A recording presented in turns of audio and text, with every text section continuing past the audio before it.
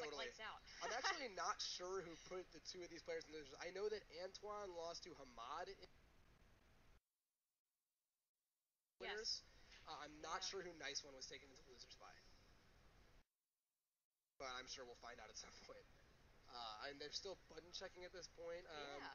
We've got a bunch of other stack matches, as you said. We have Hamad playing against... Oh my goodness. He's playing against Arturo in Sanchez. Winners, and we have Knuckle Dude playing against K-Brad for the millionth time in Winners. That is going to be very intense because last night at the Ultra Fight night, those two have a little rivalry going on. Yeah, and we saw Knuckle Dude pick a variety of characters that he doesn't typically pick up. He ended it with his trademark Guile, but to cap... He's been the character giving K-Brad a bunch of problems, and we didn't see that, and he still won. So, So we're just going to have to see. K-Brad was very straightforward about saying he does not think he will win that match.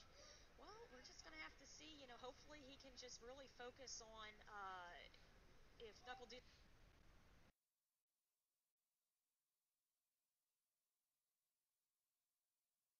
starts going in, making different types of adjustments and things, maybe just even trying to keep him out and burn the clock.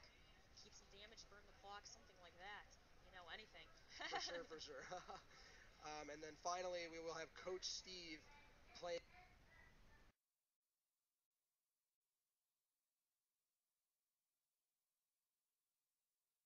against a Balrog player. I'm not exactly remembering his name. He's kind of more of an up-and-comer. Bates is his name, and so hopefully that'll be another good one as well. Yeah.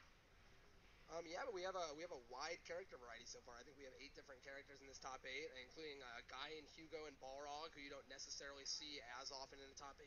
Right. And actually, you know what? In top 16, we had ML Swear Hakan. Yeah, and we had Nel Fuerte. Yes. Yeah, we were all over the place this tournament, and I'm really glad to see that. Yeah, you know what? And actually, leading up to this top 16, there must have been on stream 7 or 8 Ables in a row. Oh, yeah. Abel. It was like Abel. And then there was an Abel mirror match. It's like, man, everybody was just... And Abel was in full force at Capcom Cup. We saw 3 there, and a couple of them went very far. Unfortunately, Strider went out early, but we had Kaoma, and then we had, the Shiro from Japan all do very well. Yeah. Still checking in the buttons over there. Well, I'll tell you what, if you guys can make it to KIT next year, the venue that we're at is the Crown Plaza. It is a really nice hotel. The weather is really good. I mean, this has been a fabulous event so far. Some of the sponsors, Mad Cats, the Steam Company, the Score, Ultimate Source, Namco, CB Beats, Fight Sessions, The Daily Dot. So everybody's here, and it's been a really good event so far. And SK is mentioned, this is, as we said, one of the last Street Fighter 4 tournaments going to be really big. Right. I hope that people who haven't been to majors will get to try to come out for Street Fighter 5. It's really awesome. We've seen names that people never necessarily would have thought would have made it this far, make it this far in the tournament, because really, Street Fighter is a game that you can win in, despite your area. And hopefully with Street Fighter 5's improved netcode, that'll become even easier to do and get your matching experience online and do really well. Please. I hope they're going to improve that netcode. I want that Namco Tekken netcode. Yeah, no. Not the Mortal Kombat netcode. Not the Mortal Kombat netcode. Please. And Mortal Kombat themselves have said they're trying to move over to GG.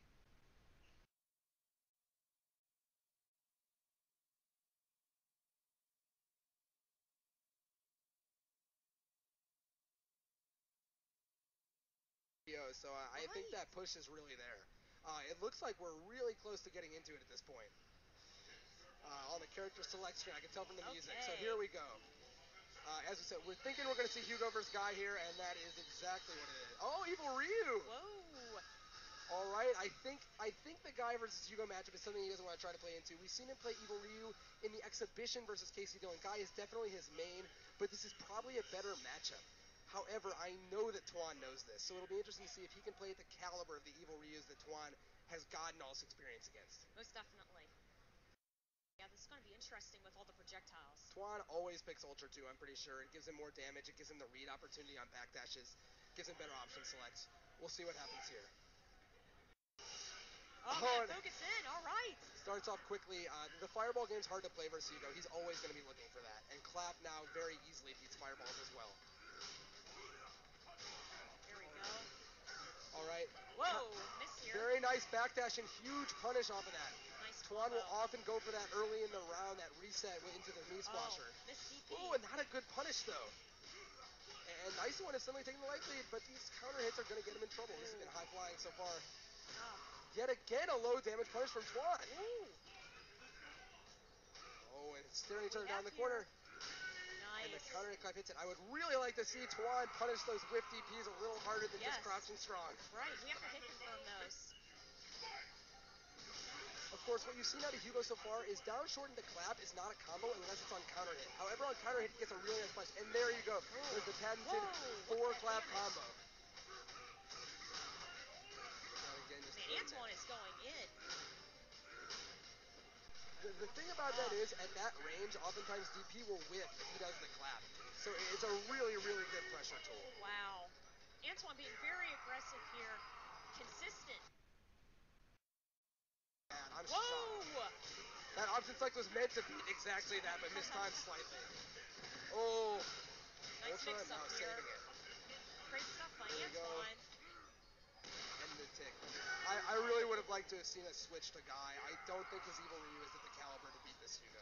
Yeah, Nice One's got to worry about trying to keep some more distance here. Maybe a little bit more of a footsie battle with Antoine. He's really getting in. And what you're seeing, a little bit of trolling there. I really don't even think that's a troll. He's buffering down medium kick in order to do an overhead over a fireball. Oh, yeah. What that is. Tuan is really not the type to troll. Oh, Lord. This could even stun. Oh, he goes for the reset. Maybe he is trolling. Ooh, this is tough. Any one poke will kill him. Fishing for... Whoa! There it is. All right, Antoine takes it. This is not a 3 out of 5, so that's actually it. That was the problem there win. is that Nice One played way too scared. Obviously, Hugo's a scary dude, does huge damage, command grabs you. But backing yourself into the corner versus Hugo is absolutely the worst thing you can do. Most definitely. Yeah. And, it's almost like one of those kinds of things where there's nothing wrong in turtling out the match and playing it safe. Maybe just... I'm saying with Evil Ryu, possibly maybe some roundhouses. Yeah, totally. Take your time, make some small adjustments, see how that's going to work. But at the same time, when you have Hugo in your face, that's so scary. It's very threatening. Yeah, he poked in the wrong ranges as opposed to backing off and poking where he was safe. And that's why you saw all those counter hit shorts. That's why you saw all those claps hit. And pretty much every DP got baited. I mean, to be honest, there was a lot of adjustments that needed to be made to win that match. And I think picking Guy was one of them. Right. Quickly, we're transitioning into our other losers bracket match, which is going to be Bates versus Coach Steve, Balrog versus Rolento. Probably. We were wrong on the first match, so who knows? We've also seen Coach Steve pick Blanca, but since that's a terrible matchup versus Balrog, I don't think you're going to see that. He might be using Rolento again. Yeah, most likely. Yeah. Coach Steve has really been making a name for himself lately in a variety of games. He's a strong Mortal Kombat X, strong Marvel, strong Street Fighter player. Obviously has shown it by doing well here. Excited to see what he can do in this tournament. Bates, yet again, less of a name. Excited to see what he can do himself. As far as Rolento versus Balrog's kind of seen a drop in popularity recently. I mean, he's not as popular of a character. PR Rog himself wasn't even using him as many matches.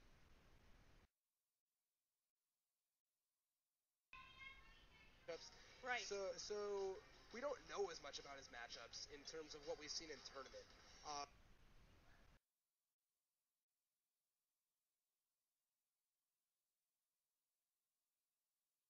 Rolento is one of the few characters who has a jab range advantage over Balrog.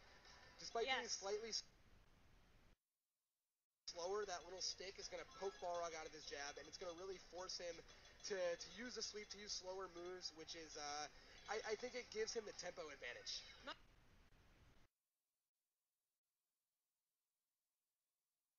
Most definitely, right. But he's going to have to put in a bit more work, though, to try to get the amount of damage that Balrog can output. But hopefully, if he can get those rolls and the mix-ups going and everything, he should be set. Yeah, totally. I'm actually not sure on Balrog's ability to punish roll. It may be there with the sweep, but I'm not going to say either way, as I'm not positive. Looks like we're going to see exactly the character we talked about. Reminder, we're here at Kumite in Tennessee, 2016, here at the Crown Plaza in Memphis, Tennessee.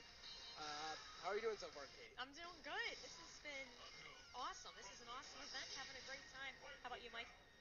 I'm Doing very well myself. I had a lot of Alright. fun here. I played BlazBlue on Friday, got to play some Marvel on Saturday, and now we're watching Street Fighter go down on Sunday. Yeah. Mortal Kombat's after this even. We see Rolento go with the Ultra 1 in order to convert more damage.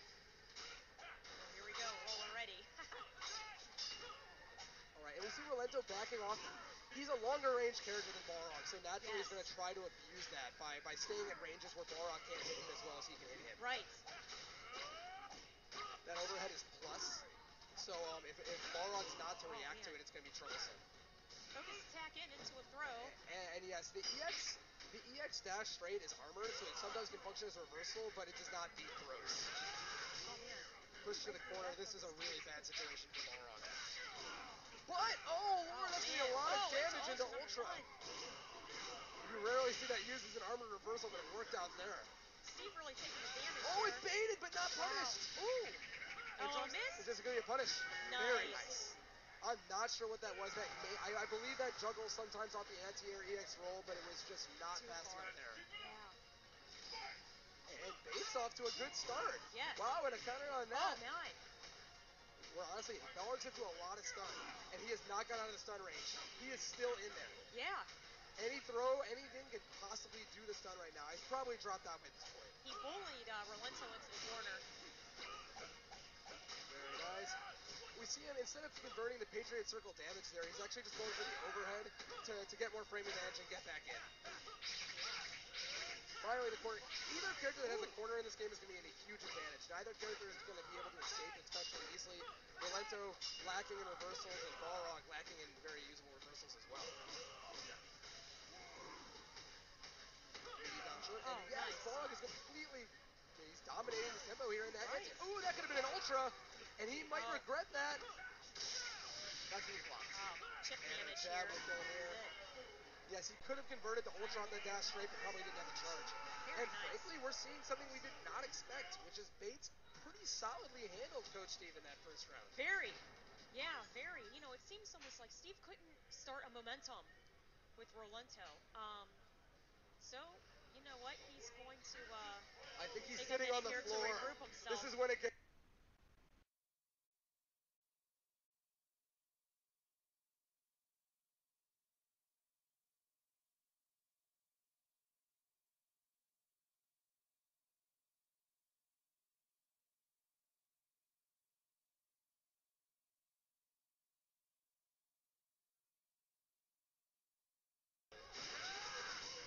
Okay, frame advantage here.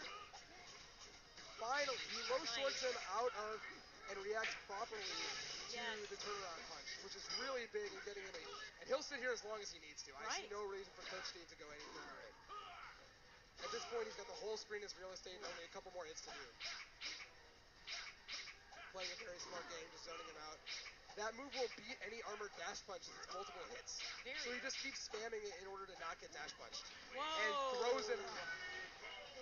That is a very universal option to beat turnaround punch. The throw will always beat that or EX dash punch time break. Yes. Whereas Focus is not going to lose the turnaround punch, but gets hit by that. Oh, goes for it twice in a row.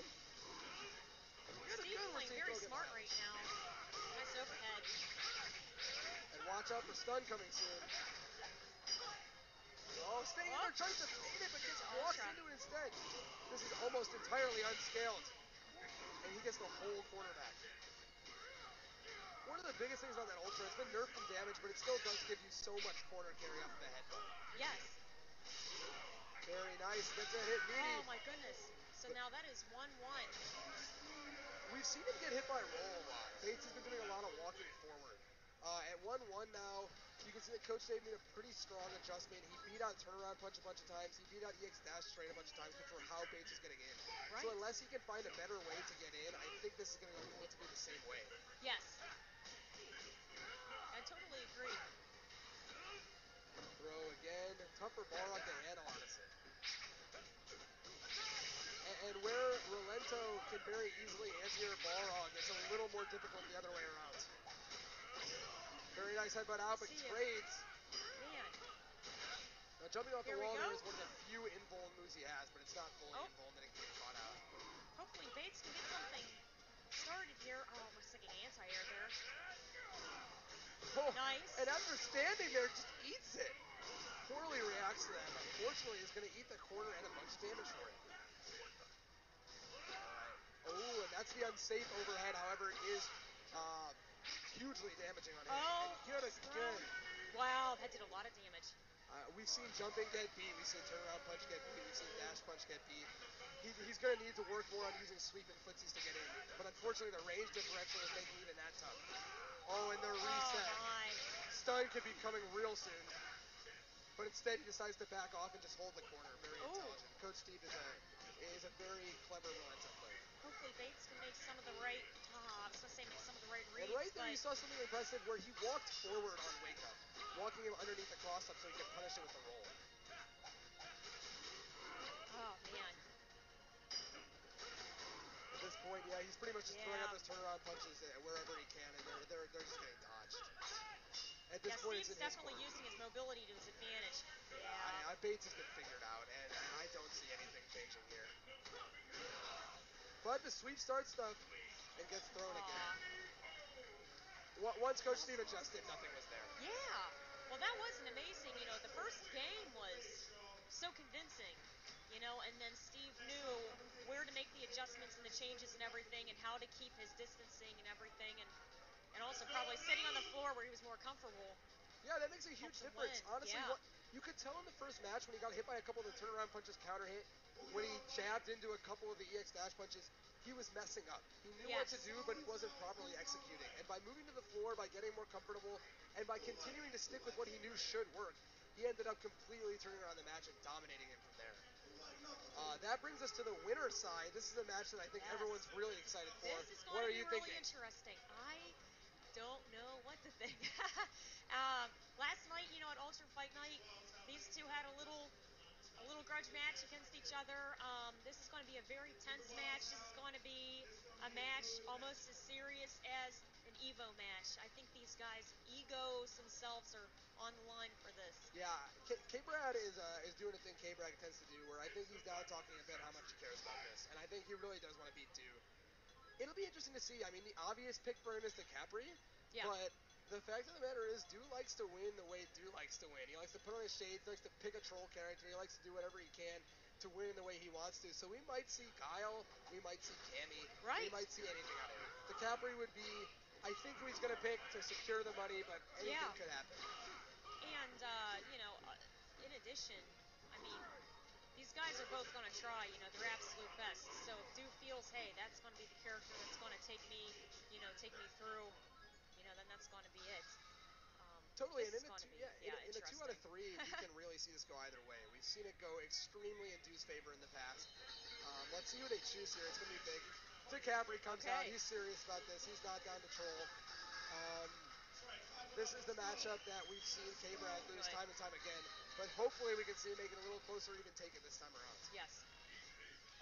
One thing that Dew, I've noticed, has done versus K-Brad in order to win this matchup is scramble a lot. Scramble is the move where DeCapri teleports and then either fakes back, does a ground pound, does a slide, does various follow-ups. And K-Brad has shown that he has a tough time dealing with that. Part of that's Cammy, part of that him as a player. We'll see if that's what Dew starts out with. Yeah.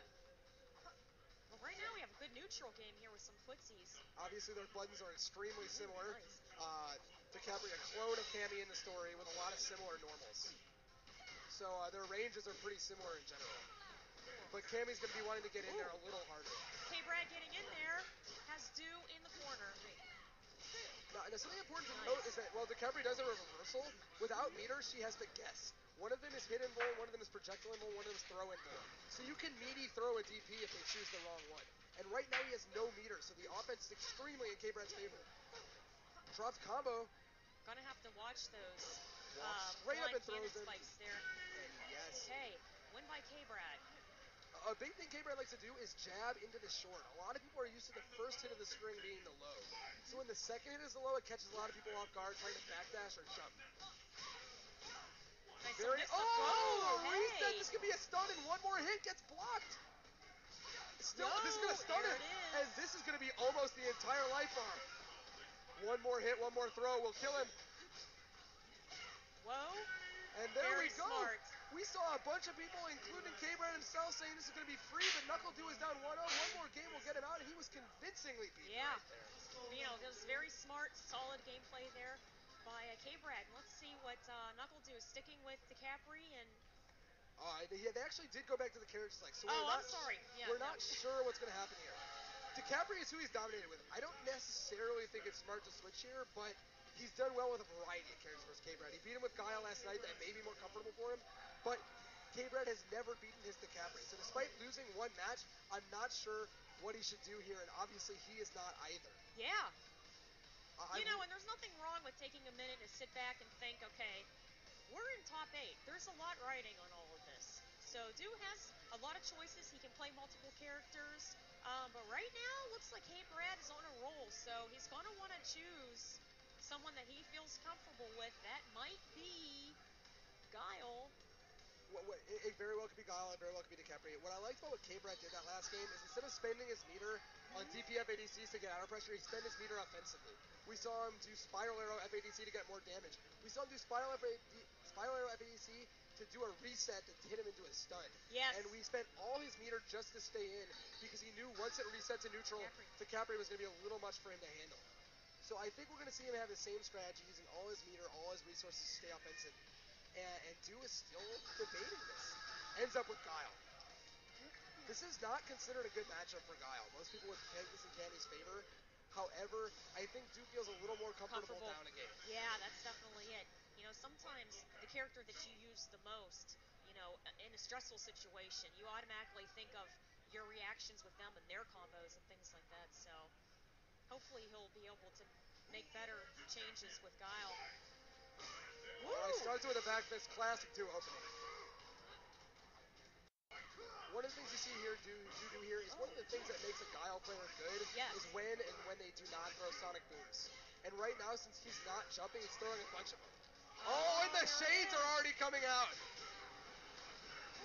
Jeez, he does not care. Down one round, and who cares? But this is where it all starts. This is one of those matchups that, despite being at a life disadvantage, it's very, very obvious, in my opinion, that Cammy's in the lead. Dude's stuck in the corner with a dizzy. This will not kill, but a reset, a throw to get a better situation.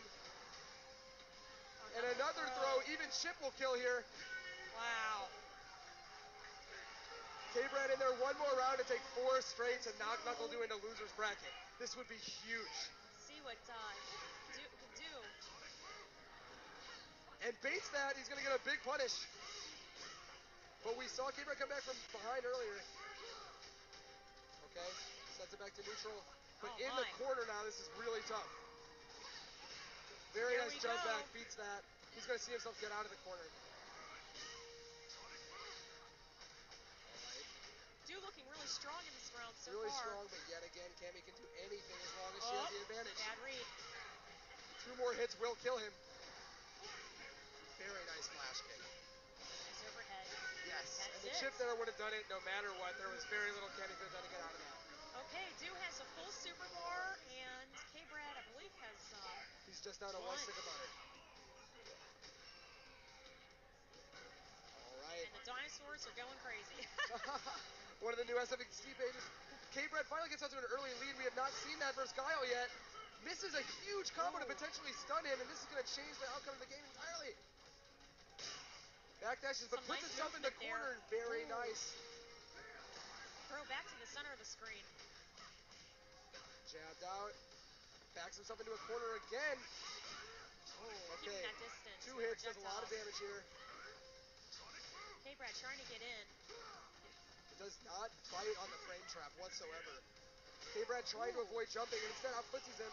He could have gotten an ultra, but decides not to. And this kills. That is it. Very clutch. 1-1.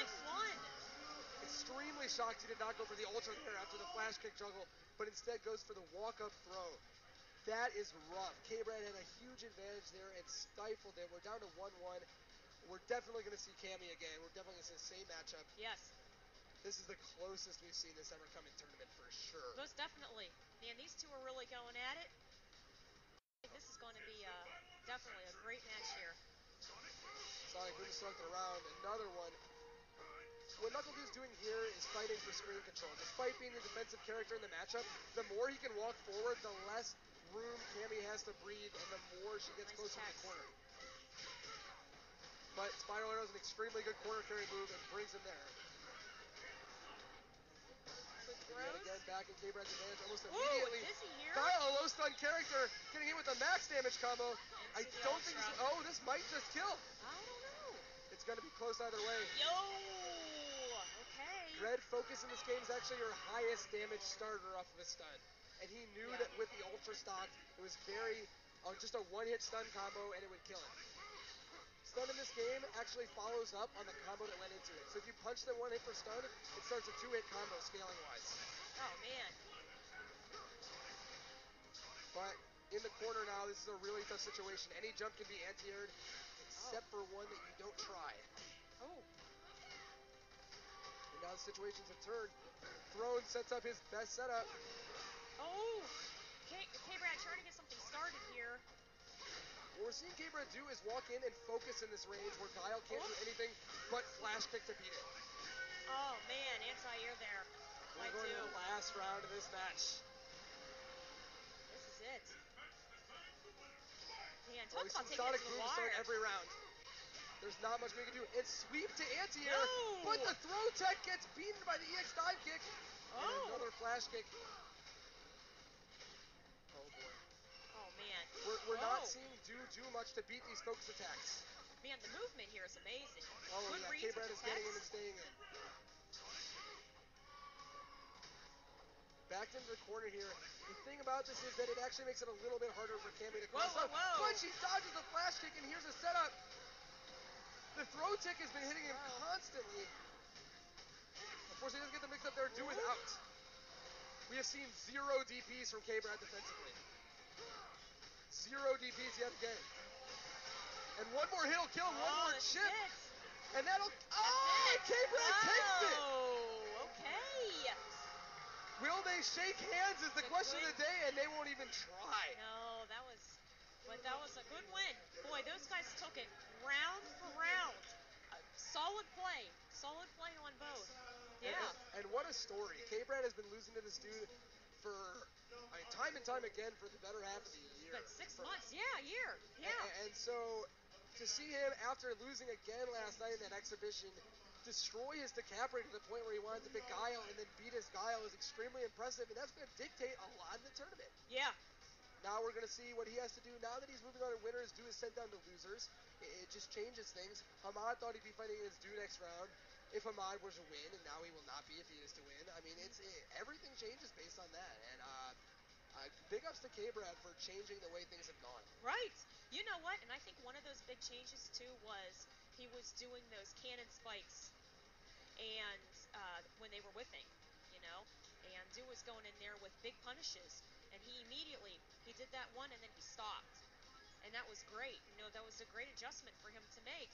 And actually, one of the main reasons why Do lost that last match was because he mashed out the flash kick. Yes, he did get baited very hard at the end. In opposition, we saw K-Brad do 0 defensive DPs. He let Do upside down kick in his face many, many times. Despite the fact that moves plus, he wasn't scared of what was coming after. Yeah. The tick throw versus the low versus the whatever just wasn't enough damage for K-Brad to feel like getting baited on a DP was a good reward, and it worked out for him. Whereas Do did many DPs. Every time he had 2 bars, he DP'd to get out. FADC backwards, and K-Brad just stayed in the entire time and managed to pretty much manhandle him. He was really smart. And I'll tell you what, history definitely did not repeat itself there. Totally, and here you can see the beautiful Kumite in Tennessee first place trophy for Street Fighter. Shoutouts to Ian Davis and all the hosts here at KIT. They have these beautiful trophies. Yeah. Totally a step above. If you haven't made it out here, Memphis is awesome. There's a nightlife here. The tournament is awesome. Everything is great to see here. Kumite in Tennessee has definitely been, well, it's been the only tournament I've been to so far in 2016, but it's definitely been my favorite. Yeah, it's great. It's a great tournament. It's in a great location. And let's talk about our sponsors a little bit here. We've got Mad Cats, the Steam Company, The Score, Ultimate Source, Namco, DCB Beats, Fight Sessions, Daily Dot. We're being streamed right now by Panda X Gaming. So, thank you guys so much for helping us out and helping us through this wonderful tournament here. And coming up right now, we have White Towers Hamad, mostly a Fei Long player, certainly, coming up against Arturo Sanchez from New York. Yeah. We see hovering over Elena right now. Yeah. Arturo probably going to pick Dhalsim, and typically Fei Long would be the character of choice from Hamad. Yeah, I think that was mostly a troll. And this is about exactly what we expected to see here. This matchup is very slow. Yes. You know, and that's one thing. Arturo is a very, very smart player. And I'm going to be really curious to see how Hamad is going to figure out how to get in on Dhalsim. The way Fei Long gets in on Dhalsim is a little slower than a lot of characters. Because Fei Long has this long-range Rekka, he can block stand fierce and other moves in a couple places and actually punish it on block, which is very rare. His jump normals are also extremely good for sniping out Dhalsim's long limbs. Yeah. So you're going to see jump normals and you're going to see a lot of blocking of fireballs. Ooh. Throw him to the corner. This is where Dhalsim's comfortable. This is where most characters in the game are comfortable. And at this point, it's just his job to focus dash through and get in. Yeah, Art keeping that great distance going. And one thing to note in this matchup is obviously life advantage is how you win, but Fei Long is the one who's supposed to be at life disadvantage the majority of the matchup. So seeing him down there doesn't necessarily mean he's that far behind, because one nice get in DP. makes it extremely hard for Dhalsim to win the rest of the match. Yes. Fei Long's pressure is very good on me as a command grab. He has kick throw setups, and he has very plus normals. At this point, with a slight light lead, you see him trying to poke out normals, but I think he's going to have to get in again to win this matchup. It's a great EX anti-air up there by flame, Art. anti-airs, pretty much anything he can do is a lot safer than any of his normals as an anti-air. Oh, and a nice punish there, but not exactly what he needed. Missed times that slightly. If he had done that a frame earlier, he would have grabbed him instead of getting grabbed. Yeah. All right, first round goes to Arturo. I think Art knows he got a bit lucky there on a mistimed meaty. Oh, and frame shots on the third record. That's unsafe, but works out well. Is he going to try to get out of the corner here? No, he does not care whatsoever. Whoa! One issue with doing tension, Fei Long's command grab, as a mix-up on Dhalsim is obviously you put yourself into the corner and give Dhalsim full screen real estate to back off and play his game. Yes. Yet again, man. focusing Rekka is a there. death sentence, and I'm not sure why he's focusing this off him. And at this point, even chip on Rekkas will actually kill Art. Good chicken wing. Chicken Wing EX is invincible to fireballs and pretty easily able to react to Dhalsim's version. Even on block, it's plus, so you're going to see him do that every time if he can.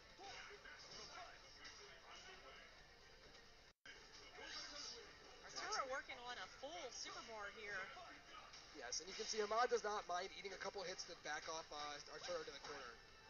And the EX version of the Rekka is actually safe after 2 hits, as opposed to the regular version being safe after only 1. So it's a lot easier to hit confirm, and it gives him a bit more chip damage and frame advantage. Ooh. And the double focus to get in, but puts him in a lot of gray life. Yes. This could actually end up hurting him gravely in later hits. But yet again, this matchup in the corner for Fei Long puts him at huge advantage, even at a life disadvantage. Oh, here we go. And unfortunately hits him out of the air instead of on the ground and does not get a huge combo. Hopefully Hamad can get something. Oh, and that whiffs and puts him down 1-0. Maybe we can get something going here.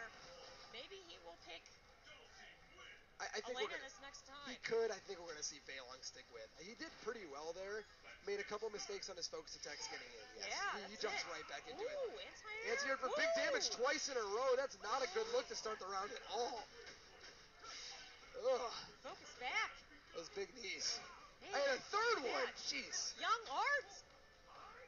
Oh my goodness. Oh my goodness. And at this life disadvantage, it's hard. But yet again, if he gets in once, he can stay in. And a 5th knee. And a 6th knee. Hamad having a hard time getting in.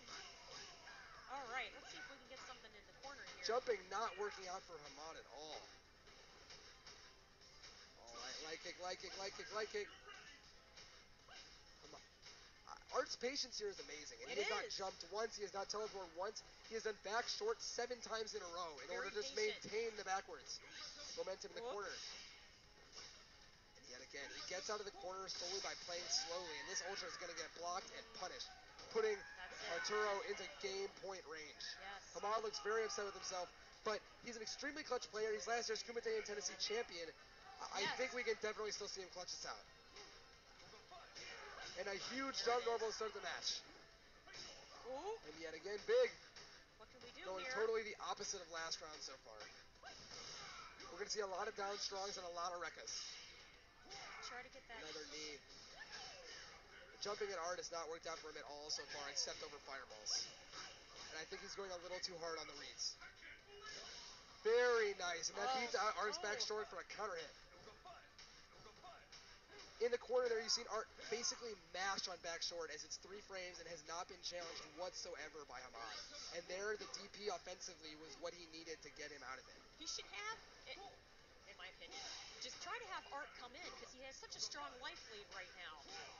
It's hard for Dawson's to come in than if you're trying to push. You're totally right, and I think he's been focus attacking a little too often in order to get in and eating a lot of life for it. They're almost back to even, and that kind of means Dawson's an advantage, frankly, because he's likely to get a few more hits. But the EX Rekka gets him in, and now back to the corner. Art's not going to be able to teleport out easily, and reacts. Not getting out of there with a backdash and wastes a bunch of bar trying. That is a horrible way to end the round, wasting 3 bars and still dying. Okay, 1-1, Arturo and Hamad. Think about a 2 out of 3 set is if Hamad wins this, we're back to even. So there's definitely no reason to ever count yourself out.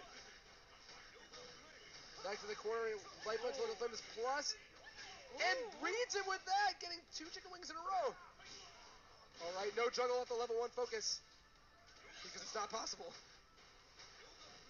Oh, and whiff, but no whiff punish. And instead gets punished for the late reaction instead.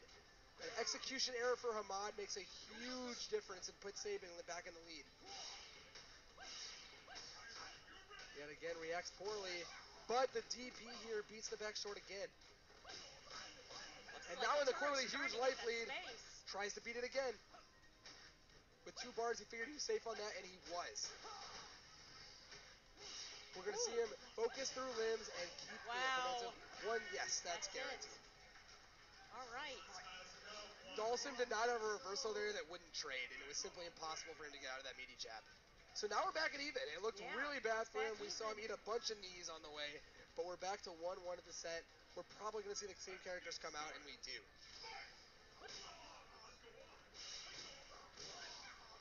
Okay, and Hamad going in here. Arturo's stuck in the corner. The big thing Art's been going for here is instead of getting for major damage in the corner, he's just been trying to get the back throw to reset and go backwards again, have all the screen in order to move. Yeah. But Hamad's not been letting that happen. He's been making his offense rely heavily on DPs and throw techs in order to make sure that even if he gets hit, he stays with the positional advantage. And that's not going to hit. That is Dawson's Ultra 2, not often used. It's an air-to-ground command grab, but it's jumpable post-flash. So if you haven't done anything, it's not going to work. He tried to do it also over the X Fireball, right? Right. Okay, Arturo's trying to keep him out here. Very nice. Yet again tries to use the DP as an offensive tool, but there gets punished for it. Oh, and the stand heavy. That jumping heavy kick could have been so much damage, but instead was none. Almost even on life, focusing to get in over and over. We've seen Hamad do the focus dash forward, and huge counter hit combo. At this point, we might see EX Chicken Wing. Oh, man. Patience. Spends his last bar on that to stay safe. Whoa! And back to the corner. This is a huge advantage for Arturo in this round. Whoa. Oh, man. Okay. So this is it. Whoever gets this one.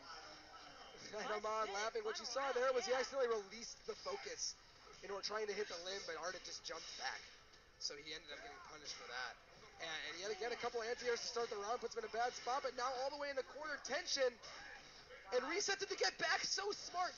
Instead of going for the biggest damage combo, he just goes into a sweep. And what that allowed him to do was jump over and get the corner back. Very heads-up play from Hamad. Yeah. It gets the corner back again with the anti-air Rekkas. Oh, my goodness. One more hit could kill him easily. Reversal does not punish, but puts him in there. Oh. Every hit of chip damage counts at this point. You're going to see EX Rekkas in order to get it. Full screen, though. This is where he's been focusing. This is where he's been getting in via that. Very nice anti with the slide in the corner. Man. The mix-up hits, but now whiffs, and unfortunately, he gets the backwards version of jumping. Oh, no, Lord. it's an input error. Jeez. the wrong air normal, and instead of the sniper, he totally whiffs. Dhalsim has the floatiest jump in the game, and he gets easily punished by a heads-up rekka by Hamad. Yeah, that was crazy. Boy, that was entertaining, though. Oh, yeah. I love the cat and mouse game when you see Dhalsim on the field. Obviously, Yeah. a super defensive character like Fei Long is relegated to playing a pressure role. And so you see Hamad focus dashing and jumping like crazy, like you'd never see him do in any other matchup. But obviously he is prepared for that because he did a lot of heads-up plays. He sweeped him in the corner with his back to the corner in order to jump over. Yes. He used Rekka to corner carry him, and he did everything he could to maintain positional advantage.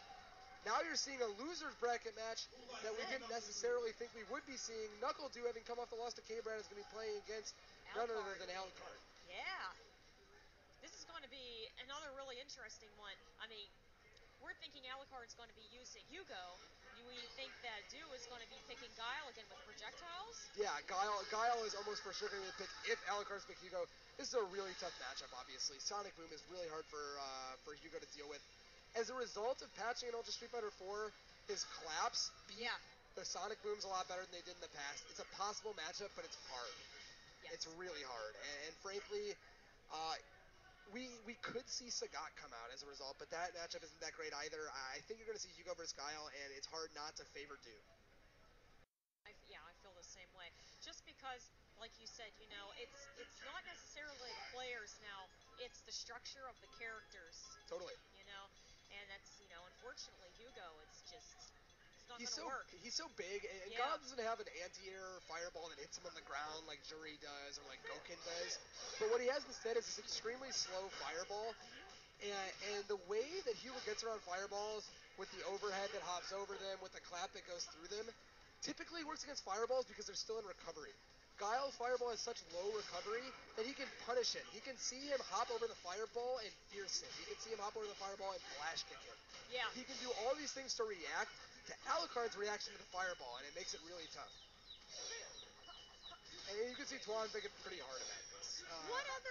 He could pick Sagat. What other character could he try to use that he'd feel? Well, he could pick Bison. He's played Balrog in the past. He's played Evil Ryu in the past, but I think I've seen him say something about Ryder. Oh, are we seeing DeCapri get picked instead? That could be interesting. I'm not a major professor on the DeCapri versus Hugo matchup. Not sure how that one goes. I'd imagine Hugo actually has better tools to fight that than Guile, but at the same time, I'm not sure Dew's feeling that great about his Guile right now after that loss to K-Brad. That's true. Tuan is not hovered up for a character himself. Looks like he'll probably pick Hugo. Yes, he does. And we're seeing DeCapri versus Hugo. Guile versus Hugo. That's what I thought. Oh, but that's because it's a counter-picking battle. It's exactly what I said when he's thinking Sagat instead. I can't tell if this is blind pick, if this is whatever. This is, I hope they call for it. Yeah. We're not sure. It's cat and mouse right now on who's going to pick who. Looks like he's going to end up on Sagat, and he's going to end up on DeCapri. This matchup is not going to happen because now they're picking Guile and Hugo. Okay. Very awesome. Yeah. Well, this is what Tuan was trying to avoid, but it's what it's come to.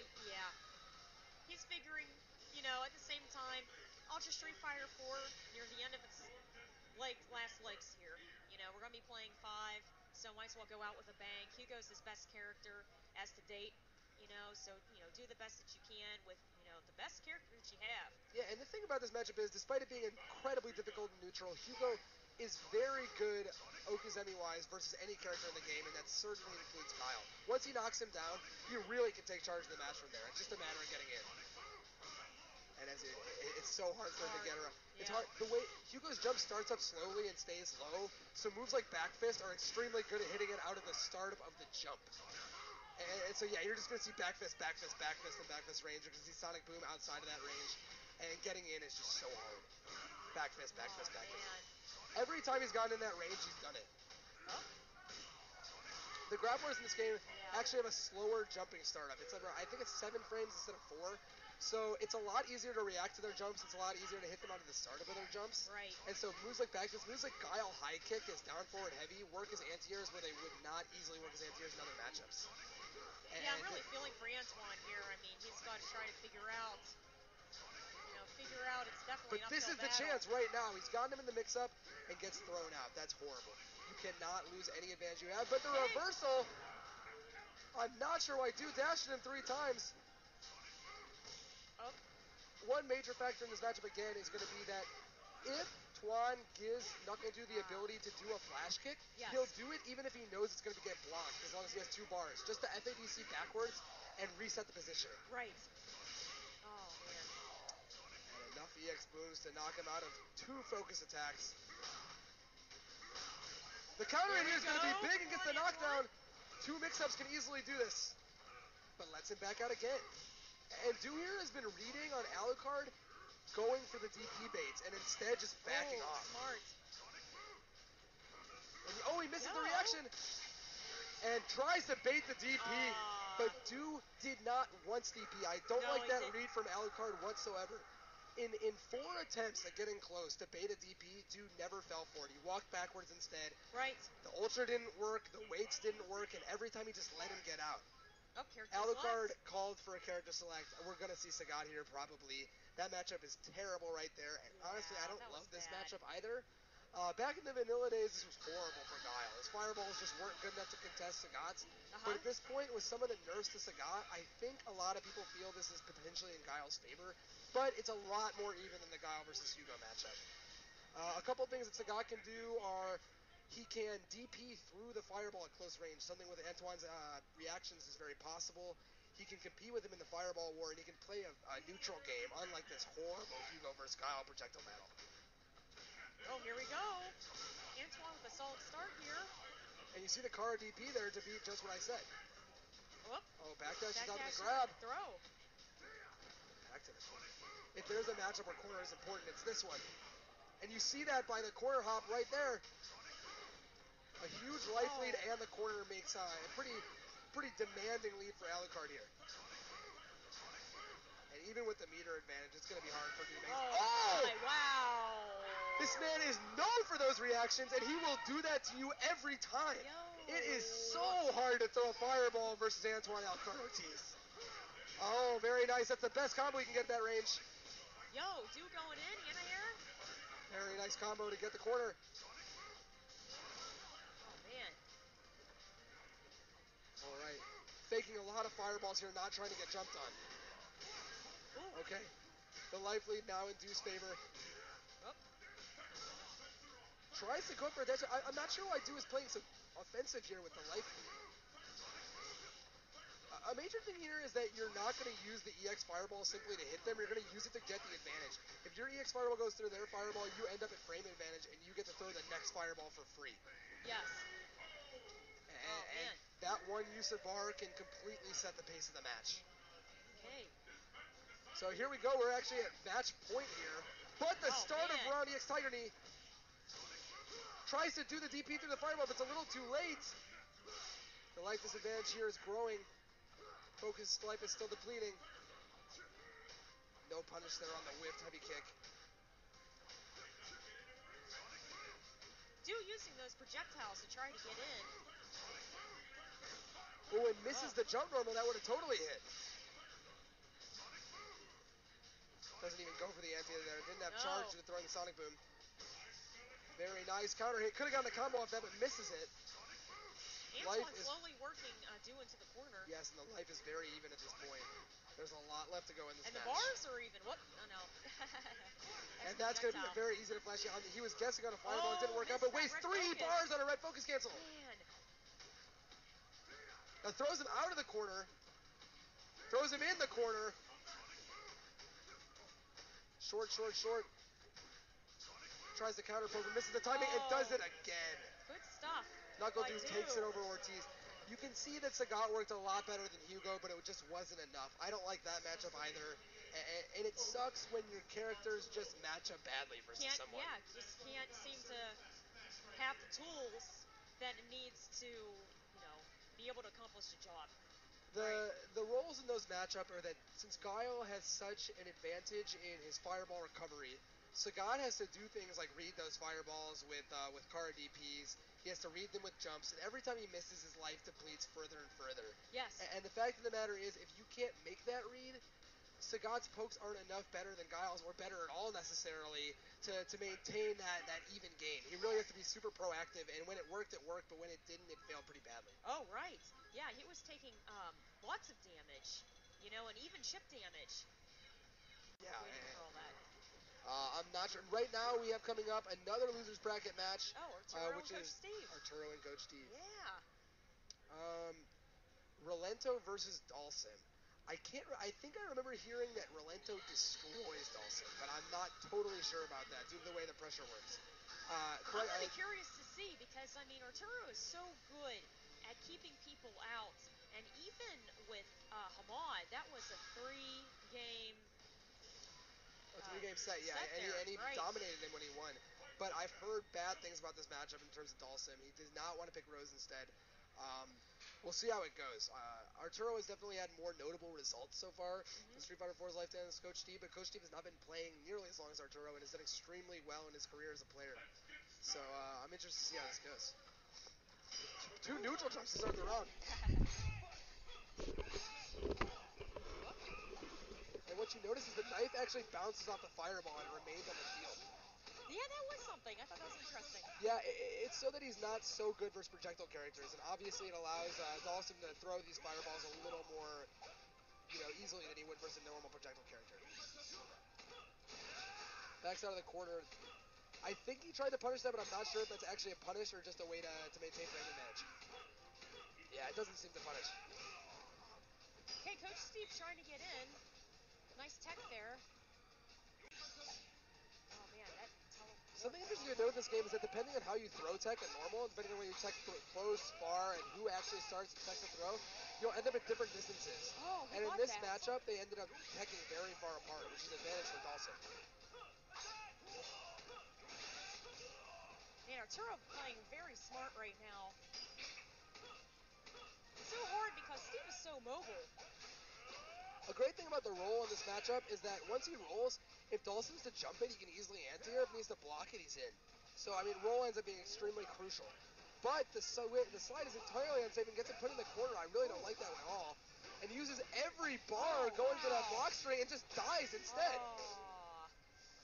It's really hard to see a round end like that, where you're ahead, you spend 4 bars and you lose, and now you just look so bad going into the next round. But Steve is out of meter himself. And now he's in. No reset. That just goes for nothing. I'm a little surprised by that. Ends up plus after that.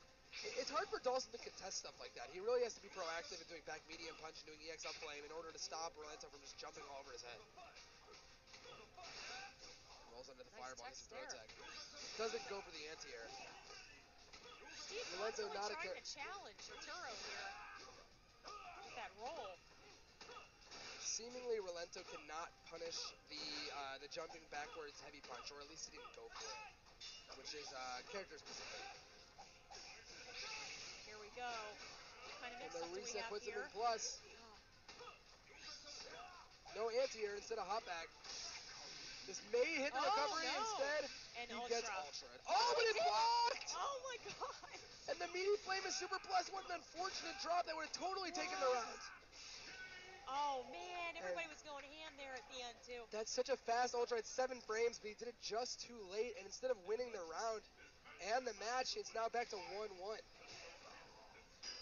That was crazy. Man. Now that hop has been really good for him. He's done it every single time that Arturo has teleported over him and has gotten away scot-free. Oh, nice. All right, at a life disadvantage, but still working his way in. Arturo being very patient. Gets thrown out of the end recovery of the roll. God, roll is just going over and over and over again. But getting punched out of every time he tries it now, at a huge life disadvantage, he can't afford to get punched out of too many more rolls. Ooh, and the slide used as a read doesn't get punished. In the corner here, Rolento can't jump backwards the way he can mid-screen, and you see him get punished for doing it instead of getting away. And that's not going to hit at all. No, that's and it's rare that you see Dawson do a full jump-in punish, but the recovery of the ultra is high enough for that, and we're up to 1-0 Arturo. That was crazy. It seemed like those two had so much emotion going on in that second round, and then once Arturo started to figure Steve out and everything, he just could not get anything started. He was just picked. He just picked Steve away. It's hard. He missed an ultra punish to win the match, and instead ended up losing. It's really important to rebound here. He's the less experienced player, so he's kind of in a tough position. He's got a more experienced player up against him. He's lost to his own mistake. Hopefully, he can rebound. Yeah. Man, he's in the corner again. Yeah, come on, Steve. Yeah. Oh, and throws him forward this time. That's the first forward throw we've seen this entire set, and dodges the throw with the EX Yoga Blast. Despite what people have said, this matchup, once Dawson has Rolento in the corner, it's really hard for him to escape. Oh, and man. slides under and gets him back in the corner. And fakes him out. Wow. Rush down Dawson. Very nice. It's so hard. Oh, my goodness. So many of Rolento's dodge moves move him backwards, and they're just not effective in the corner versus Dawson's limbs. Man. And the instant overhead gets him. Coach Steve's going to make some huge adjustments to end up winning this. What type of adjustments should he be making? He has to find himself. He's getting back thrown in the corner. Yes. He's leading him to the corner, and he's doing exactly what Dawson. Exactly right there. He gets forward and then gets back thrown to the corner, and then the whole match is ended there. So he really needs to get out at this point and stay out. Hopefully he can get himself into the center of the screen. I like Arturo's use of backwards teleport here to maintain the distance. He's at a huge life lead. There's really no reason to press whatsoever. He's avoiding confrontation as opposed to challenging it, which is totally fine. And you'll see him teleport away for 63 seconds if he'll get let. Oh, and the head barely dodges during the focus attack. This is Coach Steve's chance again, and he needs to make huge advantage. Oh, here we go. No. Oh, this is going to be a big damage combo. Reset. Overhead. Oh, and unfortunately, the stand strong whiffs underneath. Yoga Sniper, any hit will do it. That's it. A little bit more than a pixel left. He's trying to catch a jump back. Oh, it's so hard to commentate in a situation. There's almost nothing going on. And the Yoga Sniper catches him by surprise. Oh. That is a totally unreactable overhead. A lot of characters can punish it, but seemingly Coach Steve was not one of those people able to do it. I'm not sure whether Rolento can or can't, but he got a lot of mileage out of that, and he won that solidly. Unfortunately, whiffing the roll in front of Arturo did very little for him. Oftentimes that puts people in a mix-up situation, but he just got thrown for it nearly every time. Arturo walked just out of range, didn't have to block it, and instead dominated the pace of the match. Right, he did. I mean, he seemed to have a really strong read on everything that Steve was doing. And it's a shame that he couldn't have figured out something to keep himself in the center of the screen instead of backing his way into the corner. Totally. The whole time. And at this point, I see Hamad walking up to the stage again. Yeah. Oh, is that Hamad and K-Brad? Hamad and K-Brad in the winners finals. So the winner of this will move on to grand finals, obviously. The loser will go on to fight the winner of Knuckle Dew and Arturo. Yes. Yeah, that'll be crazy. Knuckle Dew and Arturo. That's going to be another crazy, rush down kind of match. Do you think he might use DiCaprio in that match? He's not going to use Guile, I promise you that. Yeah. Guile versus Sim is a classic mismatch. If you were to pick Rose, Guile versus Rose is a classic mismatch. Guile is destroyed by both of Arturo's characters. So you're probably going to see DiCaprio, although frankly, out of Knuckle Dew, you could see just about anyone. That's true. In tournament, he's been picking mostly DiCaprio and Guile. I think we'll see DiCaprio. But that's not the match we have right now. Right now, we have Hamad versus K-Brad. What are you thinking about this, Katie? I think it's going to be a Fei Long Cammy kind of match here. And I think they're both going to be extremely aggressive. I think you're totally right on this one. A lot of people definitely thought Hamad would be playing Knuckle Dew in this situation. I'm not sure how Hamad personally feels about this. He said he thought he would fight him in the grand finals, but right now he has to get through K-Brad in the winners finals. Right. Yeah, I think that they're both going to have to be pretty smart with everything that they're going to do. This is a matchup that can certainly go either way. Yes. The thing is, Fei Long wins in the footsie war, and his DP is extremely strong versus Daika shenanigans. It goes almost entirely vertical. It hits a lot of weird cross-ups that otherwise wouldn't be hit by other DPs. It's a little tougher for Cammy to mix up Fei Long than it is for her to mix up other characters. Most definitely. Yeah, we're just going to have to see, as long as both of them try to stay calm and not get in each other's heads. But, got a fist pump there. Got this. Yeah, these two are buds. At this point, a lot of the top players certainly are. You see rivalries in other places, friendships and others. But the fact of the matter is one of the last major Street Fighter 4 headlining tournaments. There's a lot on the line. There's money on the line. There's pride on the line. There's this gorgeous Akuma trophy there's this on gorgeous the line. Akuma trophy on the line. And how much is the pot tonight? I couldn't tell you. I'm not sure if there's a pot bonus. If not, it's going to be 70% or whatever, 10 times the number of entrants is. Yeah. But we're we'll getting find into out it. later on. Yeah. All right, let's see here. Both characters notably not picking their counter ultras. I think both of those kind of fell out of favor for a long time. Both these characters' ultra 2s are counters. Yeah. You saw them used for a bit, but I don't think anyone's really using those ultras at this point, and we're hopping right into it. Oh man, those two being careful already. So of course, anytime you see Hamad whiff down jab into stand jab, he's not just doing those two moves on purpose, he's doing a buffer into the Rekka. So yes. if down jab is to hit a poke, he'll get a Rekka and combo him. If not, he just gets that stand jab whiff, which is very safe. Yeah, Hamad's trying to find that I was going to say, that great way to get in. And one of the things here is that you see K-Brad walk in and throw Hamad, which means that he's scared him out of pressing random buttons in the neutral. Oh man, another throw and there. Very nice fake there. K-Brad's nice so good at up. making his throws convincing. A lot of times, you see people walk in and stop, and you think they're baiting a DP, but K-Brad will just go for that throw instead, and he's very good at making it look like he's not going to do exactly what he is going to end up doing. Right.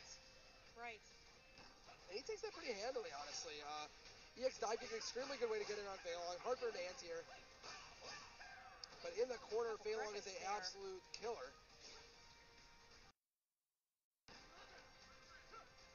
And down strong here is going to be the focus of the matchup. But he backs off. I think he's backing up a little too hard and needs to maintain that corner real estate that he had.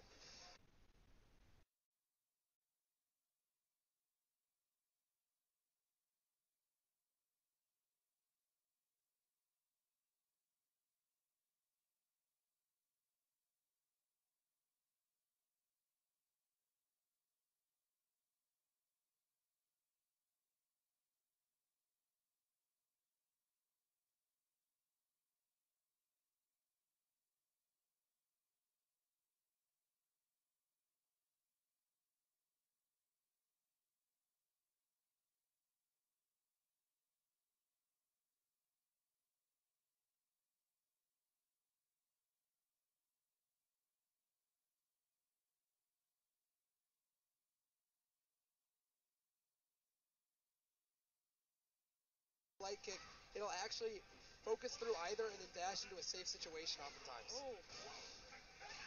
Nice chicken Will he go for the ultra juggle? No, saves it. Two stand strongs. Feilong's most plus move. K-Brad doesn't fight on any of them. We've only seen him DP once in this set. It's still only one DP. Could have punished that. K-Brad trying to find a safe way in, and that focus attack got knocked right out. I'm really not sure what he's trying to bait with focus at that range. To be honest, Feilong's Rekka is the single best mid-range focus breaker in the game. It can always go into the second focus before the first one hits, and I don't think that's what's going to make him win this match. I don't think he's gotten a lot of mileage out of it so far at all. The trade into the combo is just so huge. Ooh. And EX, just to get out of the corner, works beautifully. And the focus back just gets faked by the empty jump. That's exactly how you beat that. What an incredible adaptation from K-Brad. Misses the combo. Feilong still with a life advantage, though, even after all of that. And down strong here. Such a fast, hard to whip punish move, and it goes further than any of Cammy's. There's really no easy way for him to deal with that move other than a hard read. So you'll see him do it as much as he needs to. Stand fierce to beat the jump. Doesn't go for two, goes for one. Tries to bait the DP, but the DPs haven't been coming. Great combo. One amazing thing we saw there was K-Brad. Hamad had been focused backdashing all of these jump ins, and instead he did an empty jump low, so his focused backdash didn't eat any move, instead he gets caught. I think the adaptation from K-Brad's been a little stronger than from Hamad so far, but Hamad with the game advantage anyway. Down jab catches the dash, and the OS gets the Rekka. Yep. K-Brad stuck in the corner here, taking some damage. Ooh, and whiffs his meaty. Cammy Cammy puts herself back in the corner, but with an incredibly hard to block fake. Ooh! Oh my goodness. Awesome. And that focus is still getting no mileage for him. The goal of the focus is to bait it down fierce or to bait it down strong. But he just hasn't been doing them at those ranges. And it doesn't kill, but a meaty will. Pixel health? Yeah. The reason he doesn't go for the meaty there is that EXDP can potentially beat out his own DP. But the cross up into it with block spring, and that works out just as well. Oh, my neutral goodness. heavy kick, one man's here. Ooh, and this is hard. It's actually getting her into stun range, but she's probably out. Oh my, well, possibly. Whoa. Oh, and unfortunately, he does not wreck up fast enough to beat out the focus attack that time. And the fake cross up. Wow. Now Hamad's the one in stun range.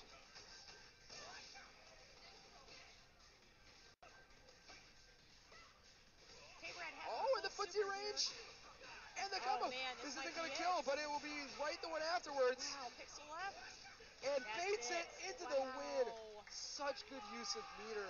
Brings him all the way to the corner, puts him in a situation where DP is his only option and baits it. Yeah, K-Brad was definitely on fire.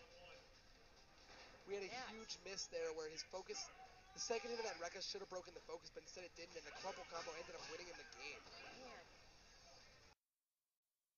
Hey, we're in that corner now. Honestly, K-Brad seems pretty comfortable backing himself into the corner at the start of the round. I think he figures that between his air mobility, he can get his way out eventually. Yes. But I'm not sure I like it because he's been stuck here for a while now and taking a couple hits of damage and it's rolls on. Oh, and misses the punish. Man. The backdash there whiffed and caused the DP to whiff as well. Oh, my. Oh, and then just outright beats the DP. K-Brad doing some damage here. Let's see if he tries to switch sides. Pushes him too far to do so. Oh, and the neutral game mid-screen. Cammy with a slight life advantage. Ooh. K-Brad doing a lot more this time to not back himself into the corner. You see him walk forward with the heavy kicks, walk forward with the focuses, and try not to give up that corner this time with the life advantage. Yes. But slowly he's getting pushed there anyway. And the down forward is just when he needs to get out of that, but a mistimed crossover gets anti-aired by the DP. At this point, Feilong's still down in life, but still up in positioning. And they're both so close to. Oh my God. Walks full screen and throws him. And oh man, K-Brad takes it. It's interesting because I really thought Hamad was going to go for the DP FADC backwards. He's been doing time and time again, but instead the EX tension meaty gets completely red and jump back dive kicked. I think Hamad has done a poor job of judging the options that K-Brad will do in the corner, and in order to win, he's going to need to fix that. But K-Brad just puts himself in the corner, so hopefully he'll get to show it off this time. Hopefully he can make some. Very nice make some adjustments, maybe try to bait some things out here. Oh, and the counter hit actually combos into the Rekka. Very nice hit confirmed. Hamad actually told me he reacts to the sound of moves to whiff punish them, which is incredible. Man, I believe it.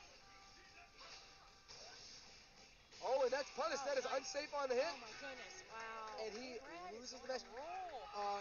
It's left to 2-1. Now that we're in winners finals, it's a best out of 5 instead of best out of 3. So there's still plenty of room for Hamad to win this match. One thing I really liked that K-Brad did is despite the fact that he walked back, despite the fact that he got pushed into the corner, he was sparring in his use of normals, knowing that Feilong's were better than his. And whenever he threw out a down medium kick, it was as a whiff punish, it was as a read, and it worked out in his favor. Hamad definitely plays Evil Ryu, but it's not a character I've seen him use in tournament a lot, so this will be an interesting change. Right, this is going to be something crazy. I've never seen him use Evil Ryu before. He wants the fireball, and he wants the damage output, and he hit him a lot of times, and Feilong's damage just wasn't enough, so I think that's what he's going for in this situation. I also think the mix-up in the corner is a lot better with Evil Ryu, which is somewhere he was struggling to beat K-Brad. So let's see what we can do here. Hopefully these projectiles help him out a little bit. Whoop. Oh, unfortunately gets the wrong thing. I don't think he meant for a DP there, but this is going to be a huge combo. Oh. I mean, you can already see Kemi's life is just drained away. Yeah. And a very nice DP. This is working out great for Hamad so far. Ooh, and misses the DP. Cross up there. Wow. K-Brad not afraid to use meter. This is going to be a low damage. We might see him throw for the better setup. Exactly. Oh, my goodness. And this might just kill him. Not quite. One more hit. Oh, but this is going to kill him instead. There we go. I think he could have done a better combo to kill him there, and instead, the Man. weak combo he chose ended up losing him the game. What we saw there, response. after the stun, of course, he'd done such a long combo that the follow-up damage would have been too weak. So instead, he does the back throw where he feels his setup is the strongest. Back dubs to bait the DP, but nothing comes, and that's going to be easy. Hamad opts not to jump to take back the corner. And he might regret it because he's back there again. K-Brad this whole tournament has been using that meter to FADC the Spiral Arrow just to get all of that corner carry. Wow. Okay, K-Brad gets this next round. He's going to be on to the winner's finals. Yes, he'll actually be in winner's side of grand finals. Oh, he gets a lot of walk forward, but he ends up getting kicked by the stand heavy kick. Life lead is pretty even though at this point, so it's really going to go either way. Meter similar. Oh, that's a big punish though. K-Brad's been so on point in adjusting his setups to whether or not Hamad delays wake up. Wow, great combo here by Hamad. Patience. Tries to catch the jump out, but nothing comes. K-Brad's been so patient on the ground, only jumping when he knows he has a setup. See him walk. Ends up plus on that after the FADC and gets counter hit, but nothing there. Oh Lord, Hamad is one hit away, and he gets the counter hit. Okay, that is 2-2. Man, Hamad K-Brad. I'm excited to see Hamad win here with a counter pick. We always see him stick with Feilong, and to see him actually take out his counter pick and win with it, hopefully will give him the confidence to do that in future matches. Man, let's see what we can do. And K-Brad has really been on fire these last couple of matches. So hopefully he can. Yeah, beat an old rival and beat something like that. Let's see. Yeah. Last round, much more friendly this time than with Knuckle Dew. But I mean, the fact of the matter is, the winner of this is in a huge position to win the tournament. So you're going to see their very best. One thing that a lot of mileage was gotten out of for Hamad was just the damage of his combos. Obviously, Evil Ryu is the highest damage average combos in the game. Yeah. And the 3-frame DP let him do a lot of stuff that he wasn't able to do with Feilong. I think another factor that Hamad is liked with Evil Ryu as opposed with Feilong is that Evil Ryu has an extremely long-range low attack in his low forward. And K-Brad's been walking back a lot, so he's been using that to punish that, whereas Feilong has no long low. So his moves don't punish walk back as easily. Right. And he has so many more options too. Oh, and that's going to be a hard hit. That's going to kill him. If this doesn't whip the third hit. It does not. That's a kill. Man. Easy. This will overkill by a million times. Wow. Okay. That also does about 500 damage. I can't believe it. K-Brad has DP'd so sparsely throughout this tournament, and the bait was still there. This might be it here. K-Brad trying to work his way in. But at this point, he has the meter at FADC if he's to go to third again. And the DP. Man, it's a rough start to a match so far. He's still baiting DP. Hamad figures he'll win this in the neutral game. Ooh. Very nice block. Oh, and this is going to be a huge win, but he does the wrong normal and unfortunately whiffs it. What could have been the end of the match? A bunch of mistakes here, and another drop combo. Oh my goodness, teleport back. It's actually kind of hard for Cammy to punish that despite having Spiral Arrow. It doesn't go quite far enough to beat it. But and whiffs it again, has to spend 2 meters, stay safe. Oh man. Match point here. Match point, these guys, you can tell. Both sitting on only 1 bar, but close to 2.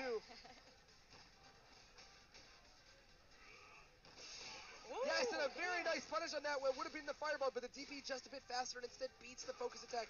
No DP from him on the defensive.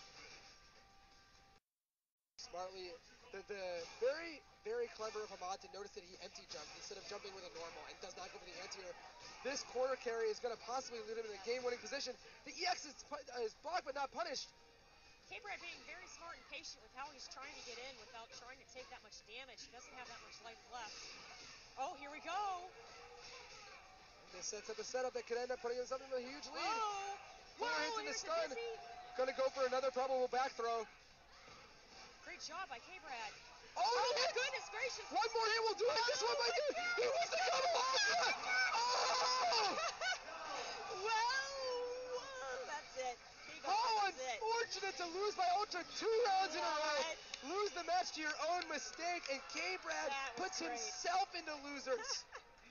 Wow. Hamad does not have the look of a winner on his face. I just saw an eye twitch that said, I'm in grand finals. I'm all right with that. That is it. Oh, my Lord. That was great.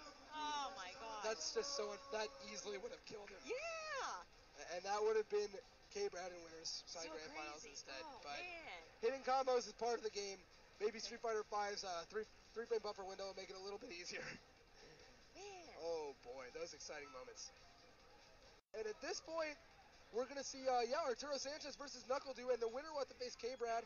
We could see a rematch of NuckleDu versus K-Brad. We could see for the first time this tournament K-Brad play versus Arturo. There's a whole lot of ways this can go. Yeah. I mean, God, these guys, there's been upsets. There's been fantastic matches. You can't even try to guess how this is going to turn out. No, for sure. And I think the favorites have made it to the top 4. But here's where really it's going to be a lot harder to judge. Whereas people would have said NuckleDu should have easily won over K-Brad, he lost pretty solidly. So at this point, it's going to come down to who plays the best today, because nothing in the past has shown exactly what will happen. Right. Yeah, not at all. So we're just going to have to see. It seems like, there's just a huge change of emotions and everything. So we think he'll either pick Cammy or DeCapri here. Definitely not going to pick Guile. It's DeCapri. Ultra combo double, interestingly enough. That gives him access, obviously, to both Ultras. One is the Psycho Orb, which allows him to go for sick mix-ups on his on Okazemi. And the other one being the Slash, I don't know what it's actually called. Which lets him anti-air. It's huge because it lets him punish Yoga Sniper. So if he gets hit by Yoga Sniper, he can actually punish with the Ultra, despite getting hit. Yeah. So he picks Ultra combo double to have that option, as well as the Oki option with the Orb. Now the only other thing would be that the damage is going to be scaled down a tiny bit, right? Yes, on the Ultras it will be scaled down, but he's mostly using them here for utility. So he's fine losing some damage in order to get both Ultras as an option. Arturo is saying, no, sir. Oh, here we go. One thing that's going to be hard about this matchup is the ways that Capri can come in via her scramble are just so hard for Dawson to deal with. His ways of beating moves are through very hard reads that have very high recovery. So if he misses, the Capri just slides right in and totally takes charge. Right. And just jumps away instead of teleporting in. Another throw punish. And here he's picked Ultra 1 instead of Ultra 2. Oh. And he pushes it through it! That. So another use of these Ultras shown here. You cannot try that. That didn't do too much, I was going to say too much damage, but we're scaled. The thing is, despite not doing that much damage, it obviously got him out of a huge mix-up situation. Right. So instead of having to eat the mix-up of the orb, into the jab, into the overhead, into the low, he ends up getting a bunch of damage himself and Oki. With how this round is going, and Du is all over Arturo right now, we may see him change to Rose. We could. We definitely could, and I'm not sure whatsoever. But we still have 2 rounds left in this match, potentially. And that time does not get punished with the back throw. It's just a little too late. Hey, Arturo trying to keep... Does a very good job of punishing the teleport with his DP. But 2 quick normals hit him out of the focus attack. Oh, very nice. Wow.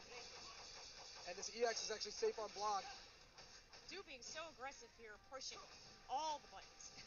One thing about this matchup is despite having the life lead, it's good for him to stay aggressive. There's really no reason for him not to capitalize. Man. And yeah, I think you're right. I don't think he can stick with Dawson and win this match. So I think we might see a switch. It's too much. DeCapri's options to get in are just, too many. There's too many. So, we have not seen Arturo decide to rematch our characters like that, but he goes straight back into it. Okay. And I believe this is a 2 out of 3 since it's only loser semifinals. So this could be match point for Du. Good punch with the back throw. The thing is, Du hasn't been eating that much damage for sliding in, and when he does hit it, he gets such a high reward. Wow. So he doesn't seem to mind eating it. No punish on that. Down a huge life deficit, but really getting in once can end up killing Arturo. Good stuff by Arturo. And back short punish. Around. We're going to have to see him rely a little less on slide to get in now that Arturo's blocking it consistently.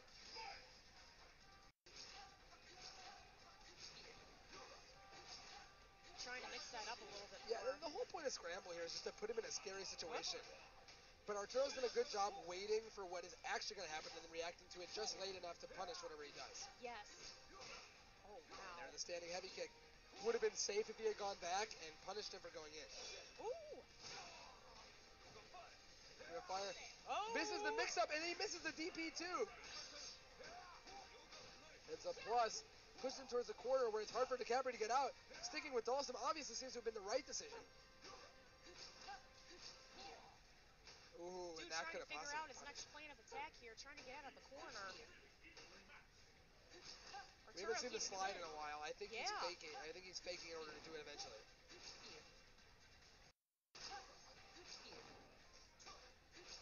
And at this point, what you notice is that Arturo isn't throwing out many normals unless the end of the scramble happens. So he's trying not to get punished. Yes.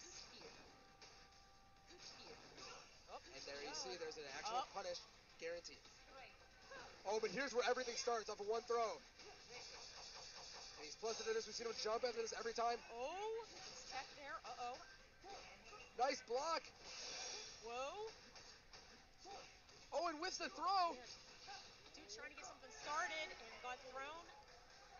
Lost. Arturo just did such a beautiful job that match of never committing. He did. only did the anti-air when it was guaranteed what Zoo's follow-up was. If you wait long enough, he's forced to follow up with something or to just fly through the air. So by waiting long enough, you end up making sure that you don't whiff a move through a fake. Yes. Yeah. And after that first game that they had, you know, we were so concerned because Arturo was getting chased down so badly and beaten by DiCaprio. He made all the right changes and everything to keep Do out and completely take control of all the space in that round, in that game. Totally. And frankly, I don't think we'll see Do switch characters here, but it's possible. Guile is going to be a worse matchup in every single way. Yeah. I think he got red more so than he lost through the matchup. So it'll be interesting to see what he does. And he goes right back into it. He knows that he can definitely win this matchup. Yeah. And the kids are cheering. Yes, on the overpass. Oh, man. Anti-air? Stand strong, stand strong, stand strong. Stand strong has just low enough recovery that it won't get punished by the majority of the scramble follow-ups. And will instead punish whatever he does to get in. Wow. Oh, but jump jabbed out of this. Oh, boy. Dawson at this point still with a heavy life advantage. The EX dive kick there is typically very plus. So, I mean, he'll use that even if he knows he gets blocked just to get the frame advantage to start what he's doing. See what we have. Pushed out.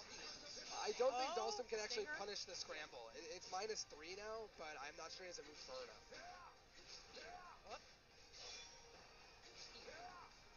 Arturo playing very calm. Oh, and that's going to be a big start. Putting him with a life advantage and giving him the Psycho Stream mix-up. Oh, Drives into the corner. slide. That won't dissipate just yet. Oh, but he blocks the fuzzy. And he goes for the frame advantage instead. Whoa. Arturo slides out, but he punishes it with the jab. Oh, and he overhead. Nice. Knuckle Dew spent probably 40 seconds in that match at life disadvantage, but waited until he got his opportunity and never, ever gave it up once he got in. And this might just happen again. It's going to be tough for Arturo at this point. Oh, 2 throws in a row. Just one more hit will probably be stunned. Oh, another throw. Oh, but thrown onto the overhead. All right, what do we have here? And the DP hits him even despite the teleport. Oh, man, and a very quick cross-up takes it. And unfortunately, despite dominating in neutral, once DiCaprio gets in, it's just too hard for Arturo to end up there. Good stuff by Knuckle Dew. Knuckle Dew sitting down again, and we're going to see him. We're letting them announce it on the home screen. Here we go. The run back of the run back of the run back of the run back. K-Brad versus Knuckle Dew. Yeah, here we go again. Yeah, K-Brad Knuckle Dew. Losers finals. 3 out of 5. This is it. It's pretty cool seeing, Team Liquid versus Team EG here. Two guys who have fought plenty of times in tournament, and it finally turned tides for the first time, get to fight again in such a short span. I think you're going to see Guile not come out this time. He tried Guile in that last set. It didn't Right. work. DiCaprio has worked in all but one match he's ever played versus him. I don't think you'll see him make that mistake again. Yes. And I think the match might go differently as a result of it. Yeah, I think we're going to see him pick DiCaprio right off the bat. You know, and hopefully he'll learn from his mistakes that he made earlier today and be able to make the right changes and hopefully, you know, be able to adapt to whatever at the same Brad's time, doing. when Kenneth did beat NuckleDu versus his DiCaprio, he stayed in the entire time, and really NuckleDu couldn't get him off of it. So if he can manage to spend that meter to stay in and just dominate the match the way he did versus DiCaprio the first time, he can easily win how he did in winter semis. Yes. Yes, we're just going to have to see. It's going to be crazy. And, I mean, considering, like I said, that grudge match last night, there's a lot on the line. And I can't even believe that they made it to play each other again. Man, that is crazy. No, totally. And and obviously the winner of this match will end up having to face Hamad and win 2 sets in order to get to win this tournament. So Hamad's sitting here trying to gain all the info he can. And I think he's hoping that K-Brad will win so he doesn't have to face Guile. Yes. Yeah. Let's go. All right, here we go. Were we wrong? Oh, whoop. Okay, so he picked Guile, immediately called for a character change. I'm not sure if he decided at the last minute to switch. I'm not decided if he picked the wrong Ultra, or picked the wrong color. Oh, okay. We were totally wrong. Guile it is. I don't know if he has something to prove. I don't know if he still feels more comfortable with it. I don't know if with 3 games he feels like he has moved to switch around, but he has decided to stick with Guile. Yes. It wasn't like it was a blowout last game. He definitely did take 1 match with Guile. Yes. And was pretty close in the last round, but I'm still surprised to see this. Well, you know, I think it's something also that we talked a little bit about. Sometimes it's the character that you play the most and you feel most comfortable with, you kind of rely on.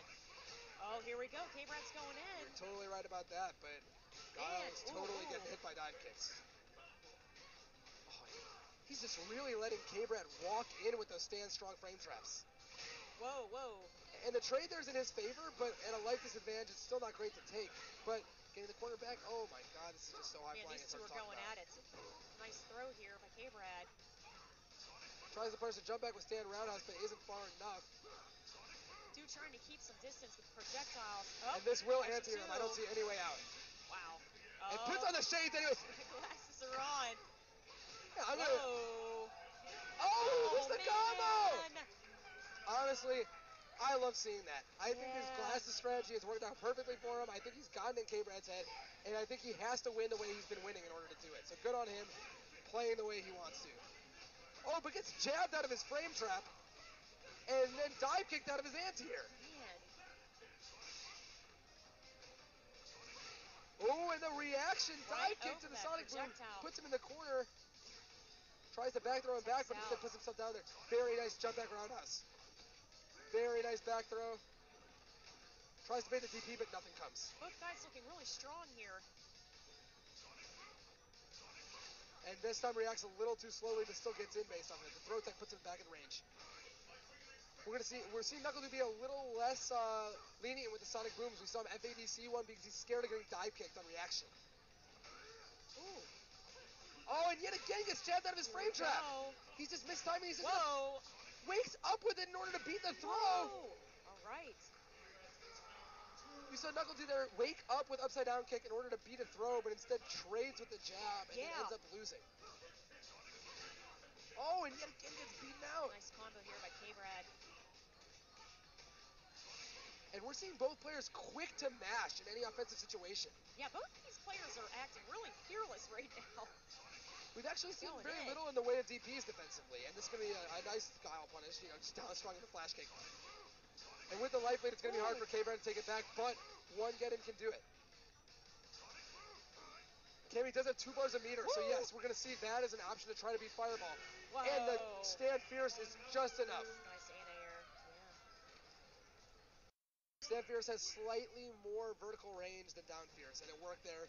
Slimmed his body a little bit and ended up letting him hit him out of the dive kick. Yeah. Up 1-0. But starting around with a throw is huge. Yeah. It's so rare to see K-Brad drop this many combos. There's probably a lot going through his head right now. Oh, man. Every throw, though, is just a big chunk into his setup, for sure. And another Oh. anti-air. No way out of this one. No shades, though, this time. No, I think not he's yet. feeling a little more scared. Nice mix up there. We has 2 bars. We might see a DP just to get out. Status does not enough, and yes, so we see it. 2 bars. He wants to get in. And this, my misses the goodness. punish that would have maybe killed. Guile high kick whiffs over the recovering DP's head. EX completely whiffs, just a total waste of meter. Slight life advantage for Guile. Oh my goodness. And at this point, he doesn't jump the follow-up, but instead, wow. low medium kicks to punish the recovery of the EX dive kick. He spaced himself so well there, did not allow Cammy any opportunity to do any anti-fireball maneuvers. Yes. And jumps just a bit too early. Very nice, Fierce. K-Brad trying to find a way to get in. He's thrown into the corner. They're both baiting so many of each other's man. DPs that they're just throwing each other instead. And we might... Another DP bait, but gets hit by it. And he baits again, and instead gets hit by Guile high kick. I didn't even know you could combo those.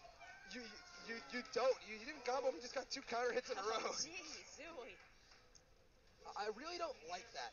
Despite having 2 bars, the fact of the matter is, if you wake up and stand there twice in a row, you're giving Dew all this momentum back when you're the one who's supposed to be on offense. And the misreads here have been allowing Dew to completely take the pace back despite getting knocked down. Yes. So up 2-0, this is looking nothing like winners finals. Good jab tick. No charge in order to anti-air, so just waits. And wake up flash kick. Finally, the first time he doesn't bait. In the corner this time. Waits yet again, tries to bait another DP. Knuckle Dew has woken up with something every single wake up. He's either guessing on an upside down kick or flash kick every time in order to make sure that K-Brad decides to do something to beat him. Right. Very similar to the way Kazunoko played in Capcom Cup. Yes. And grabs on the jump. And perfectly dodges that low short with a stand fierce twice. Completely dominating the footsie game. At this point, he feels free to do whatever he wants. Not going to spend that precious bar yet because he feels totally at ease. Yeah, Dew doing a great job. And just doesn't. The spacing on Dew has been perfect so far. Nice cross up there. And there we go. Doesn't bait on it instead. DP's ever. No. And the Glenn Shades come on again. I can tell there's going to be no answer to that Ultra. No, just takes off the Shades instead. Who cares? And the flash. Wow. He has gotten in K-Brad's head. I don't care what K-Brad says. These taunts have worked. He jumped immediately there, and there was no purpose to that. All right, what are we going to have here? Stand roundhouse counter hits.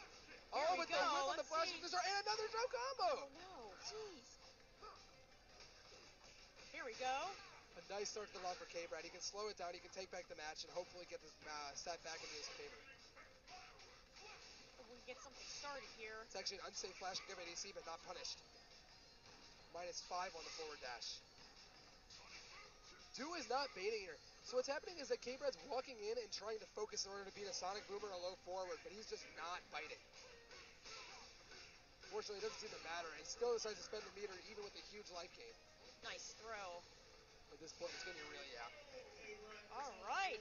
K-Brad gets on the board finally. Knuckle Dew 2. He's only got 1 more to go, and then he's going to play Hamad. And Hamad won KIT last year. And he goes right back into it. I agree with this decision. He's done well with Guile so far. The last match was close. I think if he can manage to keep up good defensive play, but throw in a few more pokes in the footsie range, he'll scare K-Brad a little harder into walking up and throwing the way he's been doing. Dew backed into the corner here. K-Brad trying to figure out a way to get in. It basically just comes down to waiting for the Sonic Boom and jumping over. Man, that's recovery so fast. Yeah. Whether or not you punish her or not, it still gets her in and allows her to do her mix-up. Here we go. And the Man, cross-up. ambiguous. That's only possible on Guile's wide crouching hitbox. Decides not to Sonic Boom immediately. Gets him out of the mix-up. Ooh. Backwards Sabat, a huge tool here. And that will anti-air. There's no way out. Oh. You know, it is sunny out there on the boat. It is sunny out there on the boat. I'll give him the leeway on that one. Oh, and no DP there. Ends up getting read by K-Brad. K-Brad assuming that Knuckle will only DP if he has 2 bars. Oh, here we go. Let's see what we have. Yes. Oh, man, okay. And he totally reads the jump in. Instead of Sonic Booming, he jumps forward and punishes him with the FADC forward jump. Yes.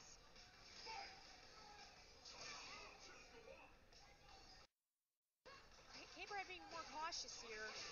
More cautious as a result, Knuckle throwing more Sonic Booms.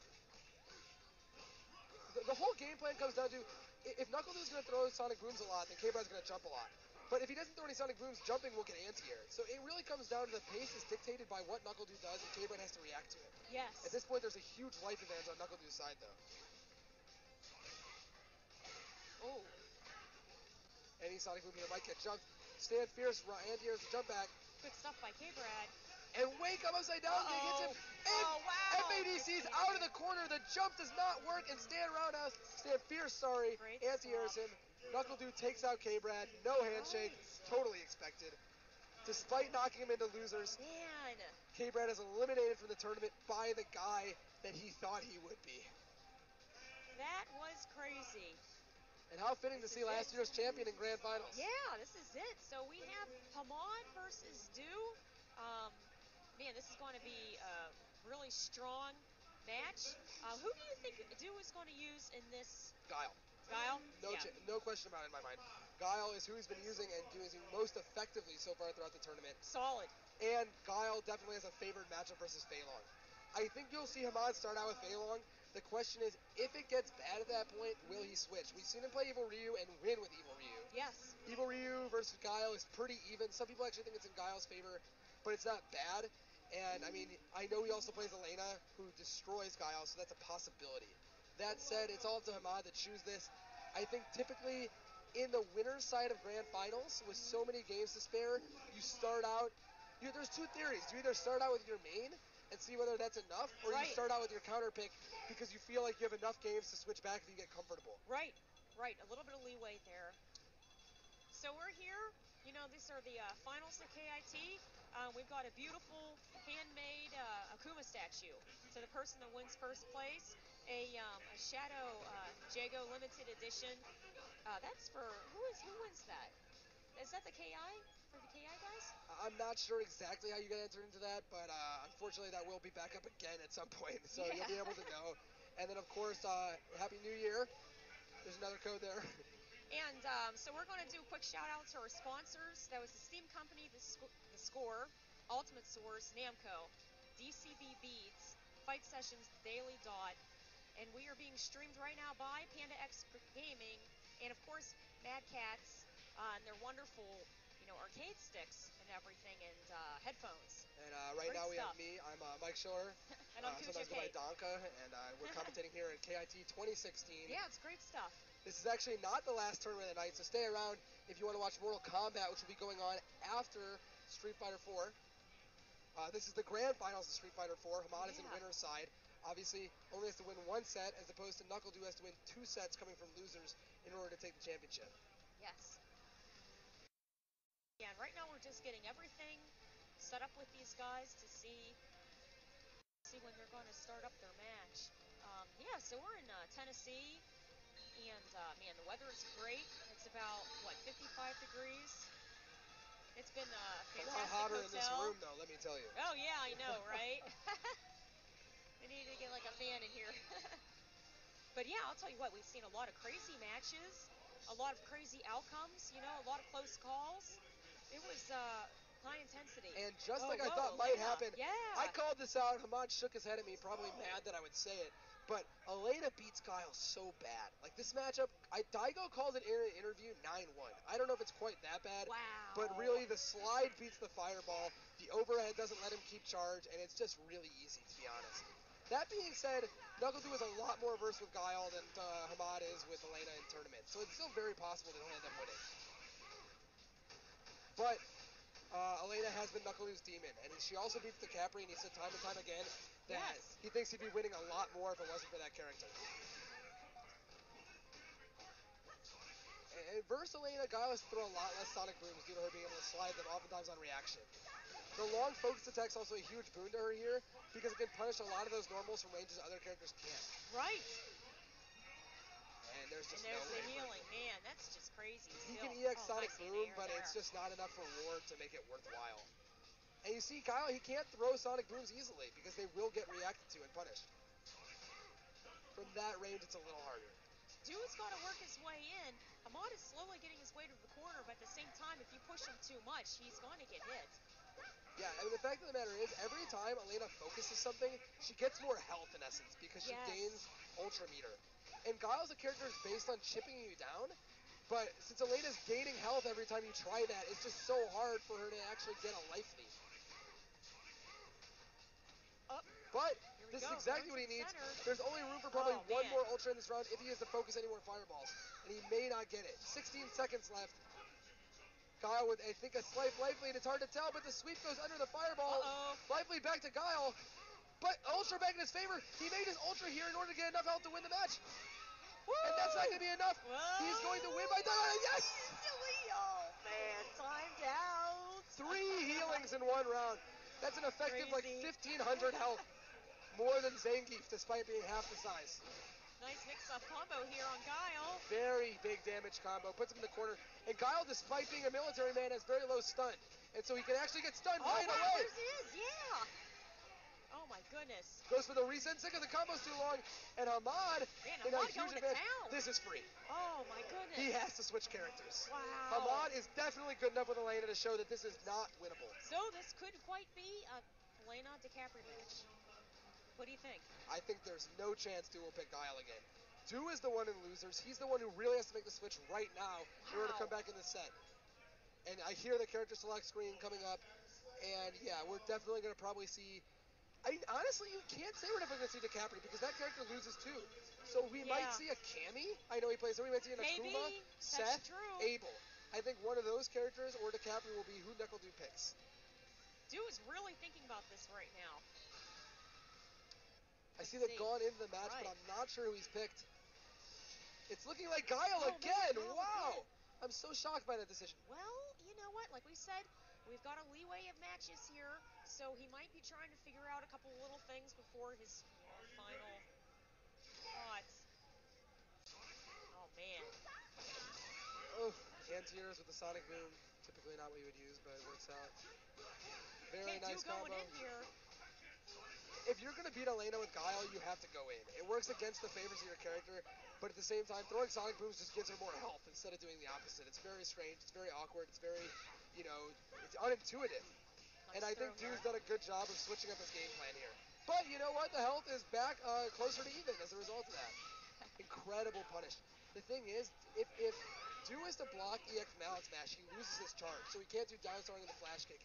His best option at that point is down strong Sonic Boom FADC, which is exactly what he followed up with. Well, hopefully he can keep it up. Here we go. And maybe we'll hear our words here. Maybe Guile will end up being what carries him to victory. Yeah, he's going to have to be, like you said, more aggressive. Whoa. The issue with picking Guile here and using him as a rushdown character is obviously that doesn't fit his tool set, but at the same time, this is what Du's used to, and I think he thinks this is what he can win with the best. And he gets hit by the low crouching, so he was probably mashing crouch tech himself. And here he is, close to stun. Any one more hit could probably do it. But no combo. Counter hit, he's really close at this point. No punish on the EX Rhino Horn. And he's out of stun range and back into heal range. This is not over by any stretch, but it's a lot closer after that counter hit. And Meaty will do it. Oh, but he jumps out of the Meaty! Yeah. Pixel health, that's not... And wow, after trashing on him for picking Guile, he wins that in around 2 minutes. Yes. So, we'll see if Ahmad switches back to Fei Long as a result. No way. No. Wake up. That's not invincible, but it is 3 frames. He's being more aggressive with Elena now. However, back in the corner, though. Woo! Jumps into the corner, but this is going to be punished. And not by a combo, but just by a down strong. Here we go. Huge punish here. Oh, and mistimes his meaty overhead. No anti-air there from Elena, despite having all the bars to do EXDP. Uh-oh. stone bar, so he backs off because he does not want to get TP'd by Elena. At this point, anytime Elena hits Guile, she's going to heal. So he's kind of on a timer to where he may die. And he ends up, Wow. look at that, despite being a life disadvantage, Elena is now winning. The reason he backdashed there is because the focus attack actually would have gone over Elena's head where he didn't release it, despite hitting. Oh. Tries to do that, but ends up getting caught by the starting boom. And another healing 10 seconds later. Punished, though, for pretty much maximum damage there. Great text. At this point, he will not get another heal. Nope, anti-air. Great stuff here. Dude did a great job there. Play. The heal there got off, but he ended up punishing into a knockdown. It ended up not being very effective for Ahmad in that situation. Ooh. Guys are using some great footsie buttons here. The short version of that move is so often unpunished. It is punishable, but since it's only 2 hits as opposed to 4, people end up not looking for it as much. Oh, man. And really, he's adapted so well to the point where he is pretty much dominating him in this horrible matchup. Ooh. And that's going to be punished. Punish that slide. 3 jabs, interesting punish. Probably felt more comfortable with that combo as opposed to something else. Whoa! I bet he sees a sweep, but it gets hits and nothing happens. Oh, that is it. Okay. Hamad won. I don't think you're going to see Ahmad pick Elena again. The adaptation's been extremely strong, and I think this is where it might reset, obviously. Oh, and instead, what ended up happening is I think he said in his head the whole first set he's going to pick Elena. He's not going to bother trying with Fei Long. He doesn't like the matchup whatsoever, and he thinks he's going to ride or die with a better matchup, and I can respect that. Ooh. But it's not working out for him right now. No, Dude's playing very smart here. He's using his projectiles to his advantage. Man, these techs, the reads are great. He's not anti-airing enough, unfortunately. Dude's jumping into times where it's catching him off guard, and EXDP would work, but he's just not willing to spend the meter. And flash kick. He's getting outplayed to the point where I think he's going to have to switch characters. This is not working anymore. He's being so aggressive with her, especially with the first round was a timed out match. You're totally right about that, Kate. And I think that we need to see him focus more fireballs and backdash and end up getting a lead via Ultra. If he can heal 3 times in a match, he's much more likely to win. Whoa.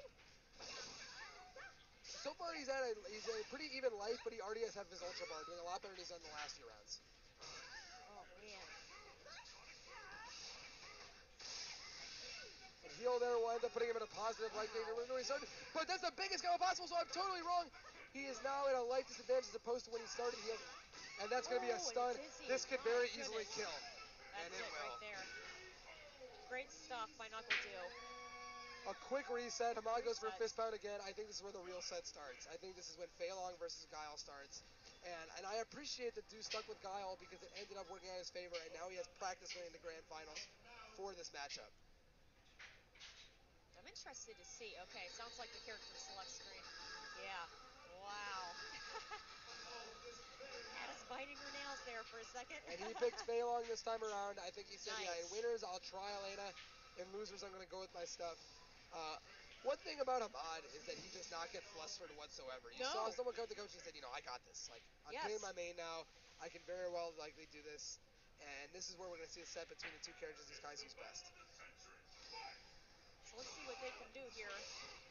What makes this matchup hard is that Fei Long's options to beat Fireball do not work as well versus Guile's slow Fireball. His chicken wing can often go through a Fireball and still get punished. His jump-ins often will not work. I mean, it's a situation where Guile matches up very well. Nice DP there. But in the corner, Guile is always bad versus, pressure game. Oh, here we go, chicken wing. I think he tried to bait a DP there on purpose as opposed to going up for a follow-up combo, but Dude does not bite. Okay, good stuff here by Hamad. Jumping back roundhouse. Decides not to escape the corner. Not sure if that was on purpose or not. But the life lead is now in Dew's favor. Oh. No follow-up on that's going to be a big deal. It may have actually whiffed. Ooh. Oh, no crumple there. One Rekka series will win it. And despite whipping the first one, he still goes to the second one and goes to the third one anyway. Wow. Counter hits the... Oh, chased him down. Man. He reacted with a fierce a little too late and get counter hit instead, giving Hamad the first round. The biggest tool that Hamad has here in this matchup is the focus attack. Fei Long is one of the best focuses in the game, and it's an extremely strong move versus Guile due to almost all of his moves being one hit and not breaking focus. Oh, wow. Very nice. Down strong goes to the down jab, even on non-counter hit. Throw into the corner. At this point, he completely controls the corner, though, and it's going to be tough. Oh, the ultra reacts, and that will hit. Wow. Uh-oh. Puts on the shades, even versus Fred, and blocks the ultra. Let's see how he gets the most meter. Jab into flash kick. All right, next round is going to close this game out here. And remember, we're back at 0-0 because NkleDu isn't losing. She's instead reset the grand finals, so now you're going to have to win another 3 matches.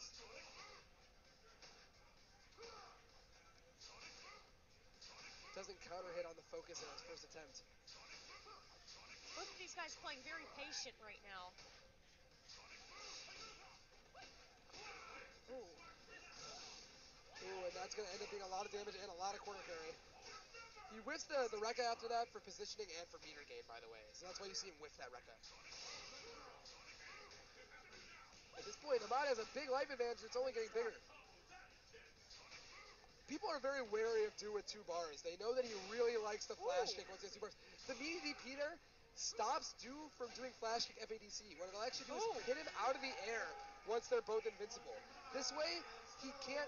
Whereas if he were to bait the DP by blocking, Du would be able to FADC and remain safe.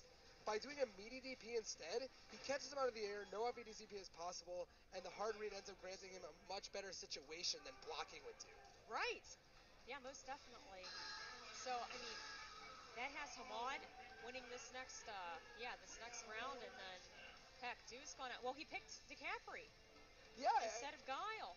You know, the matchup has not been the story of the day. People have not necessarily been picking the best matchup in the given situation. They've been picking the character that you've been talking about that they're the most comfortable with. Yeah. And after losing like that with Guile, I think I don't think he likes the focus attack of Fei Long in that matchup. He got hit by a bunch of counter focuses, but he's going back to it anyway. Yeah, you're right. He went back. We're just going to have to see, because I was thinking with DiCaprio, he'd have a little bit more, mobility, a little bit more aggression, but, like we were saying, maybe it's the familiarity of being with Guile.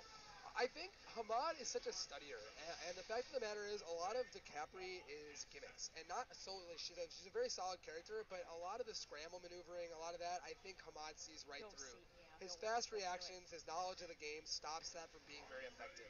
So I think trying to out-solid him with Guile in a good matchup ends up being a better game plan. And Guile's got those sunglasses. That's true, and he is not afraid to put them on, even though he's inside. But Hamad's taking the corner again. Du using those projectiles. Nice anti-air there. Very nice late DP. Catches the autocorrect, and the tension puts it back in the corner. Base the DP, very nice, and punishes the backdash. Fei Long, one of the few characters with a move long enough to punish that backdash every time. That was a nice solid win there by Hamad. Hamad's knowledge of Fei Long is just so great that even in bad matchups, it ends up working better for him than his alternate character of Elena. Yes. Focus whiffs on the jump in. That's going to be huge for Du. Very nice punish. 2 of those are always unsafe, unless it's EX. Du working his way out. Oh, back in. Du here at a pretty heavy light disadvantage, thrown to the corner. I think this is, Hamad at light disadvantage. This is probably Du's round, yes. Oh, man. All right. NkleDu closing out that round, and Hamad having a full super bar. Du almost having a full super bar. Pretty much every lead Hamad has been dictated on his use of focus through fireballs. He either focuses through and gets a down jab combo, or focuses and hits with it. Misses the counter hit combo. That does indeed combo and counter hit, but stays safe anyway due to lack of reactions from Du. And that jumping heavy kick ends up moving his hurt box in such a way that it totally dodges the fireball and punishes from very far away. And now the tides are turned. Hamad very close to going up 2-0 in the last set of grand finals. Hamad looking very strong in this round here. Oh, hits by the Sonic Boom in the corner. Do it. One more hit will do it, and this will chip him out. These projectiles. Yeah, that's it. Hamad has put Du in the corner and kept him there, and it's extremely important. The positioning matchup is entirely how you beat Guile. If you put him in the corner, he has a tough time moving backwards in order to throw Sonic Booms. If he puts you in the corner, he keeps you there with his great anti-airs. Yes. And frankly, that's been the story of the match. And one thing I like about Hamad is that he hasn't been jumping in the corner. He hasn't been giving Du any opportunity to get out. He's been standing at the range where Rekka works. He's been standing at the range where Down Fierce works, and taking trades in order to slowly whittle down the match.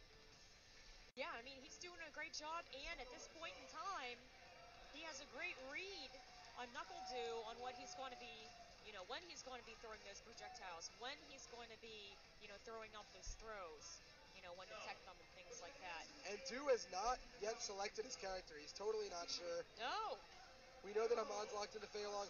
Hamad is climbing. What a player to be in the situation where you get dominated in such a bad matchup in the winner side of Grand Finals, and then come back and take the reverse bad matchup and win it anyway. Yeah. I think we just saw Du pick Guile again, so he's going to be locked into winning 3 straight with Guile at this point, which is a match that so far he's 0-2 it. We're going to see. We're going to see if he can pull this one off.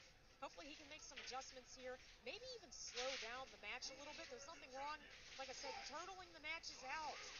Try to keep Hamad out with just normals, The big thing is that Hamad's making such good reads on Down Fierce and such good reads on Rekka in order to beat normals, and been focusing through every fireball. His reactions have been so integral to winning this matchup, and he's been so on point with it the whole time. Here we go, okay. I like that down jab. It counter pokes him out of the Rekka, and it's very safe to a focus. You can see Du trying to work his way to the center of the screen again. We saw command grab there get DP'd, and he didn't even spend a meter. At this point, Guile has 2 bars for the free out. But we've seen it's not really a free out due to meaty DP and due to punishing with the Rekka. Uh-oh. That will probably not punish. No way. And this is going to be the round for NuckleDu. That's it. Oh, but he does a bad punish, and it doesn't matter. There's really not much Fei Long could have done there. He could have done EXDP, but I don't think it was worth it.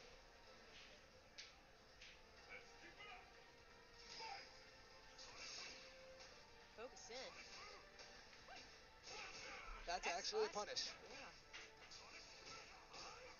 Guile's flashing because I believe 4 frames, which is just enough to punish the heavy version of the Rekka. Oh, man. Thought we were going to see an air throw there for Walks a second. forward so far there that he ends up catching him out of the throw tech. And yet again, that is not safe, and it does not block straight. NuckleDu playing a lot better this last round. Yes. He has Mod in the corner. It's going to be almost impossible for him to take this back. But that's a good way to start it.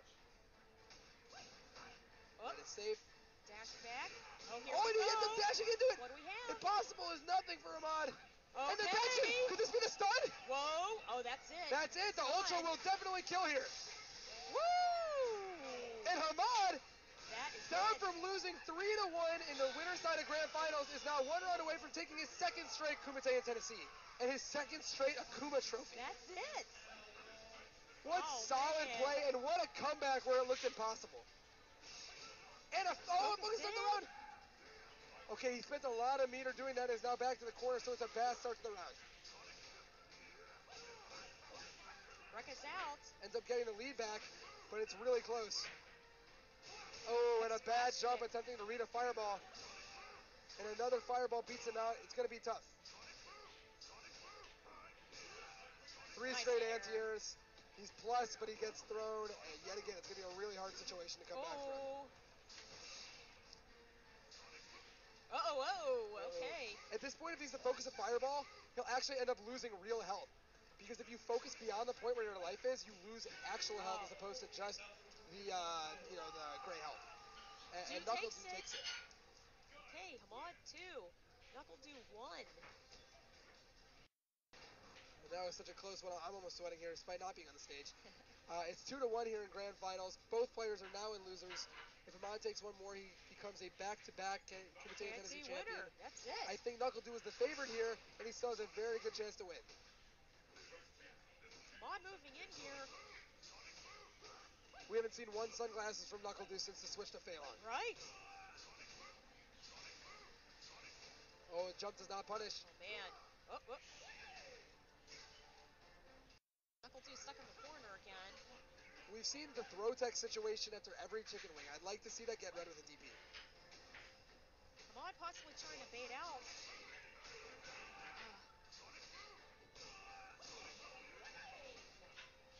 Oh, he goes for a throw again. No DP happens. Oh, man. Man, nice anti-air there by NuckleDo. Hamad's going to have to make some changes. He's being too aggressive trying to move in, and Do is responding by constantly knocking him out. You're right. NuckleDo has upped the amount of sonic booms, and Hamad has unfortunately lowered the amount of focus attacks, which is the exact counter to what he needs to be doing. And there's the focus attack we want to see for him to get in. Ooh. Drew's just been such a good job mixing up his footsie tools between the sonic booms and the low forward throw to beat or lose to the sonic boom.